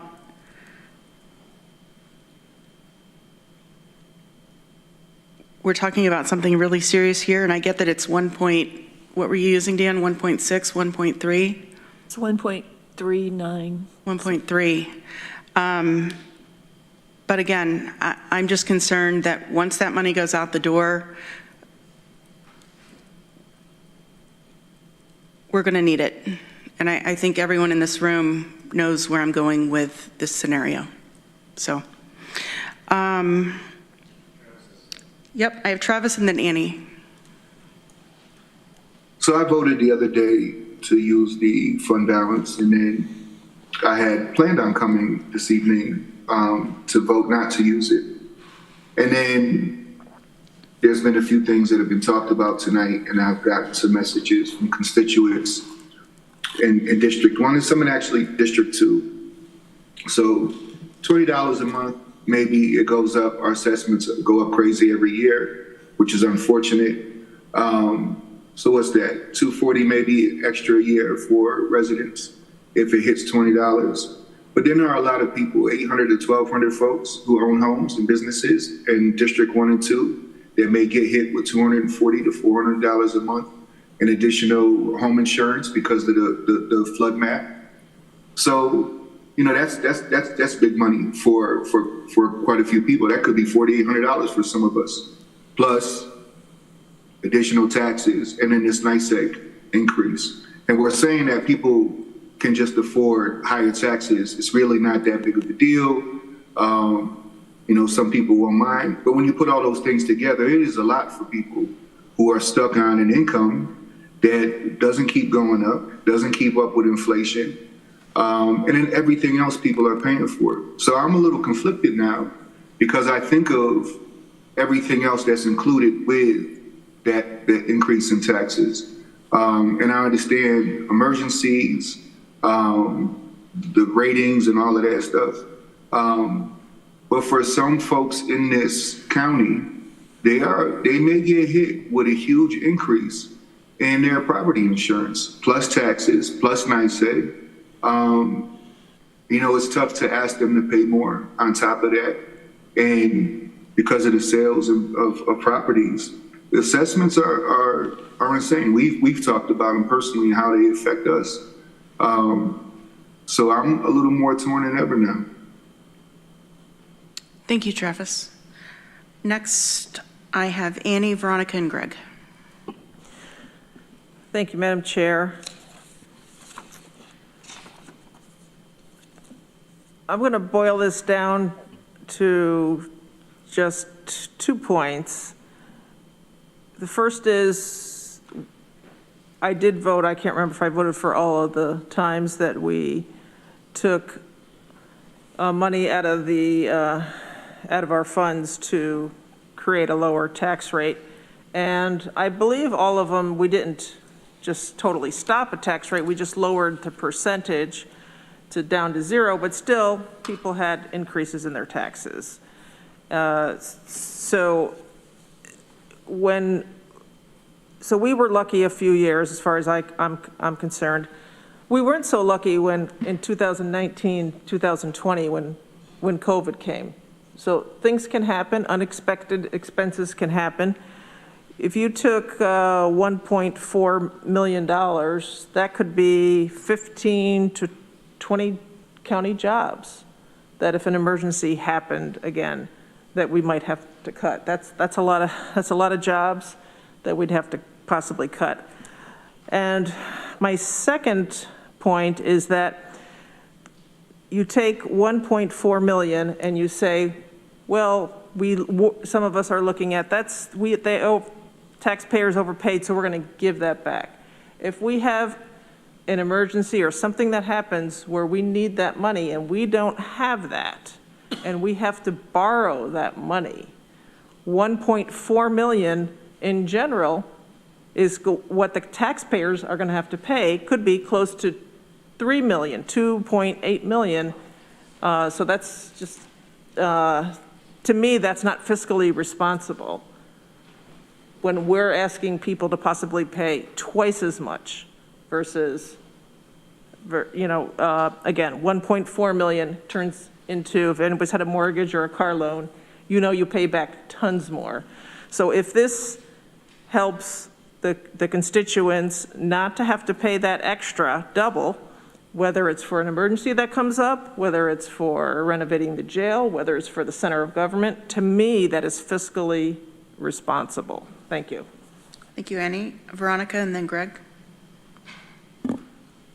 Thank you. I don't know which way I'm going to vote. I hear good arguments on both sides. All sides. I do wonder if anyone would be open to Randy's idea of going somewhere in the middle, so maybe not splitting the difference, maybe going for a 2% tax levy increase, because it sounds good. I mean, 0 sounds better, but I feel like a little bit of some of what we're arguing over is like what's going to sound good or what's going to play well on top of the actual like financial considerations. So 0% tax levy increase sounds great, although 0% tax increase on, say, a median priced homeowner. And I did some very unscientific checking, at least like the increase in the median price home is, according to the resolution, is about 10%-ish, and that's similar to what my random sampling of assessments increased by.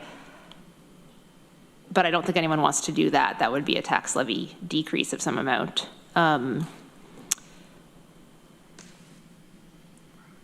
My question is, or I guess my thoughts are, this coming year, I think we're going to be fine either way. I see a lot of what ifs of the like, what if this expense comes and then more and then more? What if our bond rating goes down? Although it sounds like it's like we'll have time to fix it next year if it does. Or what if we get a ton of extra revenue and then we're holding extra taxpayers' money unnecessarily? Is there any sort of like predictions or things we could write down now this year that would help us to better evaluate next year? That doesn't necessarily need to be answered right now because this is not bearing on this decision, but that's the thought I'm really having is, I don't know, how can we create the like, how can we better figure out for the future what things that we're afraid of or expecting, at least know, did that come to pass or not? I think what's interesting about this economy is the fact that last year we were sitting over, I don't know, 15% over the previous year. I mean, we've been sitting at 20% over the previous year, 20% over the previous year.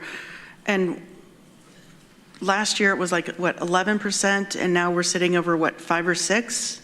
I mean, each year we've seen a decrease in our revenues. Is that correct, Lori? Sales tax? Yeah. Sales, yes. That is correct. Okay. Greg? Yeah, I guess my last comment would be around this idea of unexpected expenses that potentially could arise, which I'll be sensitive to skirt around. I guess my question to my colleagues is, what's the capital reserve contingent for? What's the debt service reserve for? What's the contingent fund reserve for? And then what's the additional $2.2 million in fund balance for? And then on top of that, what's the 18%, the $37.48 million for? And I guess to Ann, to your comment about, 1.3 million is X number of jobs. Is that assuming that we've already spent 37 million in a crash? Because we still have $37 million to pull from. We also then have $2.1 million in contingent fund to pull from. So this idea that we won't be able to afford our staff, or we can't afford a potential thing that may come up that may require additional funds, I wholeheartedly reject that because we have the money and we have been diligent and we have reserves. But what are the point of reserves if when we need them, we don't use them? And we only rely on the change left in the piggy bank, right, to shake it out, to pay for things, when we have over $44 million set aside for some of these items. I don't see the logic on the other side of the argument. I hear the concern, but I reject the idea that we don't have funds available, that it's an either or, right? Like if we don't do this, there's potential that things that may come up in 2024 won't be able to be funded because there's no money to fund it. I just don't think that's true. Randy? If memory serves, I think our fund balance increased in 2022 by about $10 million. Does that sound ballpark right? Something like that. And to Veronica's point, I'm confident that this administration, finance department, is going to have a really strong grip of where we are in 2024. I think that you had a system where the departments didn't speak to each other, right? So you have their financial systems were separate, right? So how you even reconcile that? I have no idea to even come close. But I think that you're heading in the right direction there. So now that you have one system and they can start speaking, and I realize a lot of work's gone into that already, and a lot more will have to go into that again, and it will probably take more than just 1 year. That's going to take some time, but I just wanted to share that. So. Thank you. Anyone else?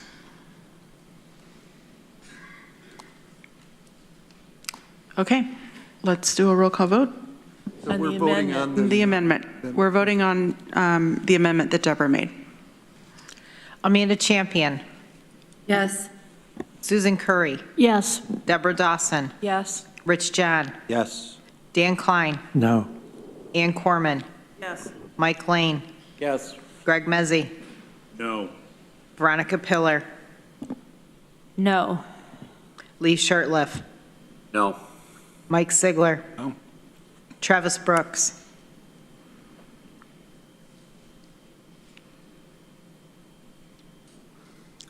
Travis Brooks. Sorry, I was on mute. No. Randy Brown. No. Shauna Black. Yes.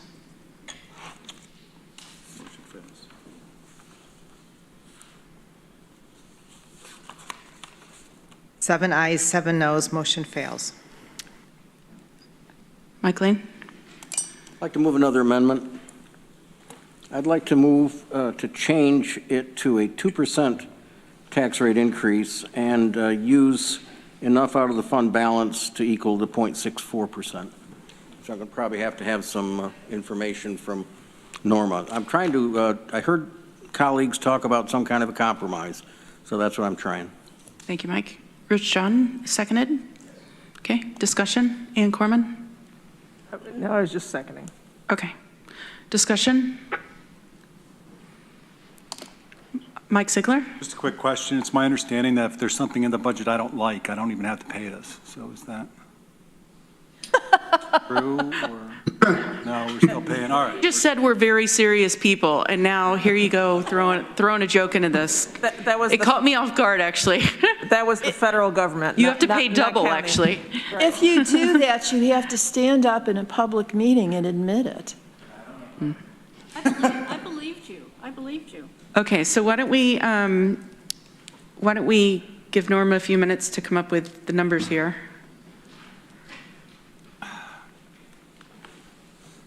We don't want to put you on the spot, Norma.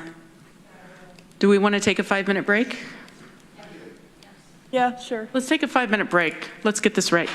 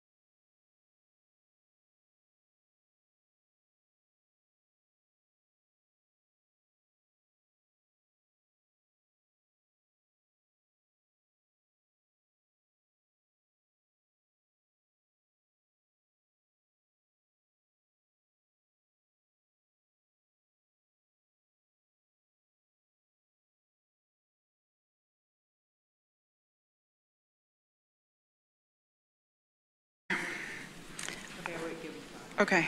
What? Oh, got the 1 second.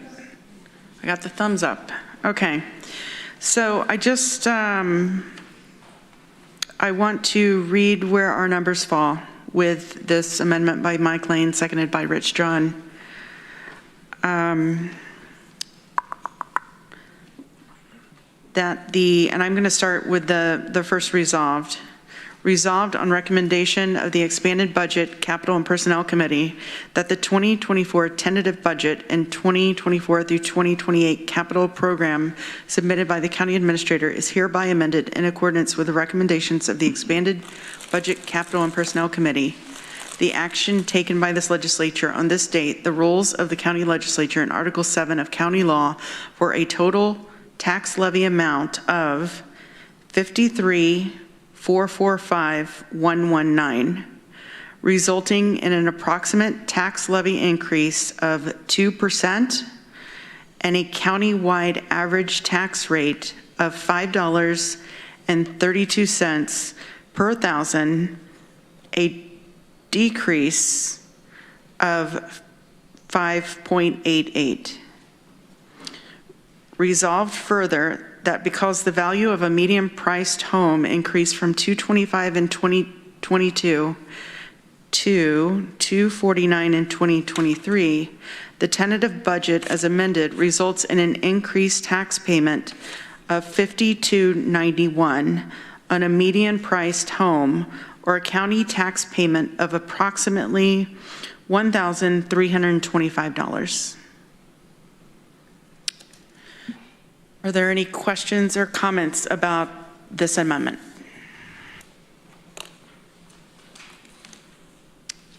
Okay. I do have one question. How much fund balance are we using to accomplish this?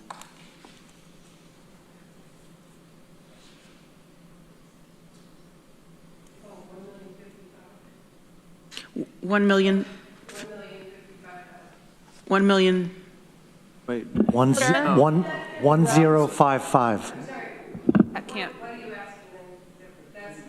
1055, I think. 1055. But how can we be using more than half of the 1.3 to achieve Zero. less than half of That's the the change in the decrease? levy. 1055. 1055 is $1,055. That's so. 1,055,000. Yeah. Math doesn't work. 1.05. That can't be right. Can I ask the question another way? Just one. Could you read the tax levy amount again? 445,119. And isn't that the difference from 53,788? Isn't Yeah, that the difference? The tax that should be the levy amount difference. should be 53,788,869 minus 53,445,119. So that should be 400,000 something. Right? So it should be Norma, do you want to come 400,000? up to the table so that we can hear you? You'd be using 343,000 of Yeah. tax, Yeah, that Yeah. should be. of using. fund balance? 343,000? Even I get that. Okay, let's let Norma figure it out for us. Or Lisa.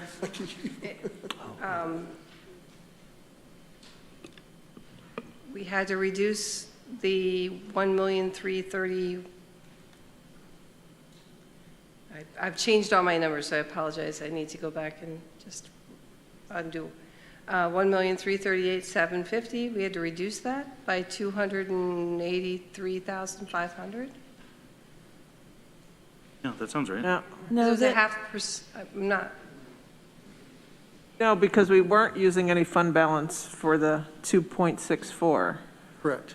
That's So if you take that down to 0.64, or I'm sorry, 2.00, well, you have to make it's just the difference in the levy amount. So if the levy amount, if you didn't use any fund balance, was 53,788,869, and the levy amount with this 2% increase is 53,445,119, then it's the difference between those two numbers that's the fund balance you're actually using. Additional fund balance, right, yeah. Right. 300 and some. Right. 343,750 is that number for everybody with a calculator. 340, 343. I think some of us are comparing the new fund balance amount to the amount that it would take to do a 0% tax levy increase. And some of us are comparing the new fund balance amount to the amount that it would take to do the 2.64% tax versus levy the increase. 2%. And that's why our numbers don't agree, because we're comparing different things. Thank you, Veronica. Oh, so Norma, you were going off the increase from 0% is what your 1.00 was from. When I think what Deb was seeking was the inverse of that. Okay. So 130 something. So my amendment would actually use 343,000 Yes. of fund balance. So that'd be reducing fund balance some. Yes. Okay. Any questions or comments? Okay, let's vote on the amendment. Amanda Champion. Yes. Susan Curry. Yes. Deborah Dawson. Yes. Rich John. Yes. Dan Klein. No. Ann Corman. Yes. Mike Lane. Yes. Greg Mezzi. No. Veronica Pillar. Yes. Lee Shirtliff. No. Mike Sigler. No. Travis Brooks. Yes. Randy Brown. No. Shauna Black. Yes.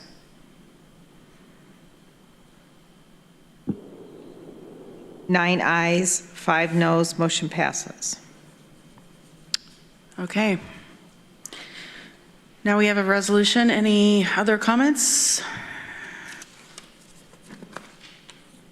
Okay, let's vote on the resolution. Can you clarify As what amended? the resolution is? Yep, It's what we just voted on. The one that we just voted on with the amendment. And it will, So we're back to the, yep, it's Resolution K, ID 11967, As amended. as amended by Mike Lane. as recommended by the Expanded Budget Committee. Yes. Okay, thank you. Does anyone need the numbers again? Okay. So, let's see here. The action taken by the legislature on this date, the rules of the county legislature, and Article 7 of county law for a total tax levy amount of $53,445,119, resulting in an approximate tax levy increase of 2%, and a county-wide average tax rate of 5.32 per thousand, a decrease of 5.88%. Resolve further that because the value of a median price house increased from $225 in 2022 to $249 in 2023, the tentative budget as amended results in an increased tax payment of $52.91 on a median priced home, or a county tax payment of approximately $1,325. Okay. I see no other hands. Let's do a roll call vote, please. Amanda Champion. Yes. Susan Curry. Yes. Deborah Dawson. Yes. Rich John. Yes. Dan Klein. Yes. Ann Corman. Yes. Mike Lane. Yes. Greg Mezzi. No. Veronica Pillar. Yes. Lee Shirtliff. No. Mike Sigler. No. Travis Brooks. Yes. Randy Brown. No. Shauna Black. Yes. 10 ayes, 4 noes, motion passes. Thank you all. Now, next line of business here. Deborah, did you have anything else to report? No, I think that's everything. Thank you. Okay. Workforce Diversity and Inclusion Committee, Veronica Pillar, Chair. Yes, thank you, Madam Chair. We are going to meet next week, Wednesday, October 25th, from 3 to 5 p.m. Agenda will be finalized tomorrow, and it's 10 p.m., so I'll leave it there, and you can look at the portal. Thank you. Any questions for Veronica? See none. Public Safety Committee, and I absolutely feel awful for Michael Steitley that's been on this call for 4.5 hours, and Joe Milliman. So Hasn't been exciting? it has been very exciting. It has. So Rich John. Yeah, I'm very glad that Michael and Joe were able to spend some time with us, and I appreciate you being here. The Public Safety Committee will be meeting this Thursday, October 19th at 3 o'clock here in Chambers. I anticipate we're going to have some discussion regarding the EMS cost sharing that we've talked about during our budget work, and we're going to be covering some other things. I'd also like the committee to look back at the priorities we set for 2024 and have some discussion about that as well. I do have a resolution added to the agenda. This is the authorization of county administrator to grant authority for emergency medical care and request issuance of New York State EMS agency code, ID 12003, and I would move that resolution. Seconded by Ann Corman. And if I could speak to it just for a moment. This, because we have undertaken to work towards an EMS service from the county or within the county, we need to get approval from New York State to do that, and there's a process to follow. We'd be authorizing our county administrator to proceed with seeking a code number from New York State. Any questions or comments, or would Michael or Joe like to add to that? No, actually, I think Rich summed it up very well. Thank you. Great. Thank you. Okay, there are no questions or comments. Let's do a roll call vote, please. Amanda Champion. Yes. Susan Curry. Yes. Deborah Dawson. Yes. Rich John. Yes. Dan Klein. Yes. Ann Corman. Yes. Mike Lane. Yes. Greg Mezzi. Yes. Veronica Pillar. Yes. Lee Shirtliff. Yes. Mike Sigler. Yes. Travis Brooks. Yes.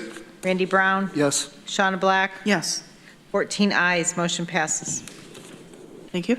The only other thing I'd mention is our jail numbers for this month, or today, showing 65 with 2 board outs. Thank you, Rich. Any questions for Rich John?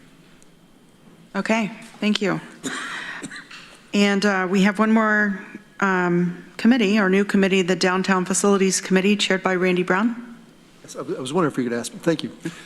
We had our first meeting last Tuesday, and we went through the timeline and have an idea where we're headed with that. We talked about various things.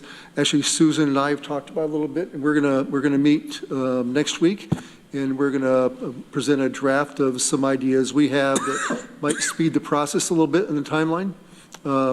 We were focused a lot on the departments, where they're going, and the conclusion we came up with is that administration probably knows where 90% of those people need to go without much input from us, and probably a few you're confused on, right, or maybe need some input on. So we'll talk about those things, and we're meeting the second Tuesday of the month at 9, and I'm not sure what that date is, but that'll be our next meeting. Thank you, Randy. Any questions or comments for Randy Brown? Okay, thank you. Next, we have the minutes of our previous meeting. Oh, I'm sorry, Rich John? With the chair's indulgence, I'd give a brief report about the meeting of the Tompkins County Industrial Development Agency. I've been asked to just keep everybody up to date. We had a meeting on October 11th and considered various items. One is we had a good discussion about our construction labor policy. One of the things we're trying to do in any projects that come before us are to ensure that we have use of local labor to the extent that we can use them on the projects. And one thing that we came out with was we don't really have a good list of local contractors, that the lists that are out there are across all of New York State, and we want to have a list of who's here, and here being Tompkins County and contiguous counties. It looks like we're going to have that list very soon. Our the representative on the IDA, Todd Brewer, who is the union representative, is putting that together. So I was very happy that we were making progress there. We also got an application from a company, Conifer Realty, to extend a pilot on their project Conifer Village up on West Hill. This is an affordable housing project, and in the past, these were done on a town basis, provided the pilots, and New York state law indicated that actually this should be done by the county, and the county has delegated that responsibility to the IDA.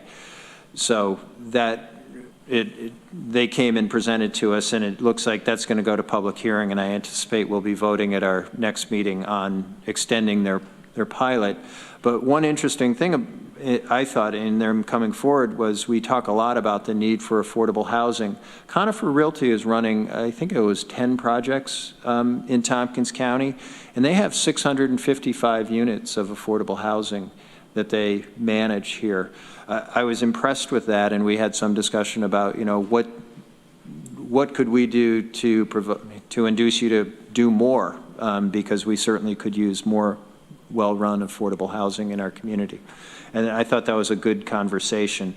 And finally, just to give you a heads up, the Southworks project looks like it's coming forward and will be before the IDA at the next several meetings. This will be easily the biggest development project that the IDA has seen ever, and likely into the future, the biggest project that we will manage for the next decade.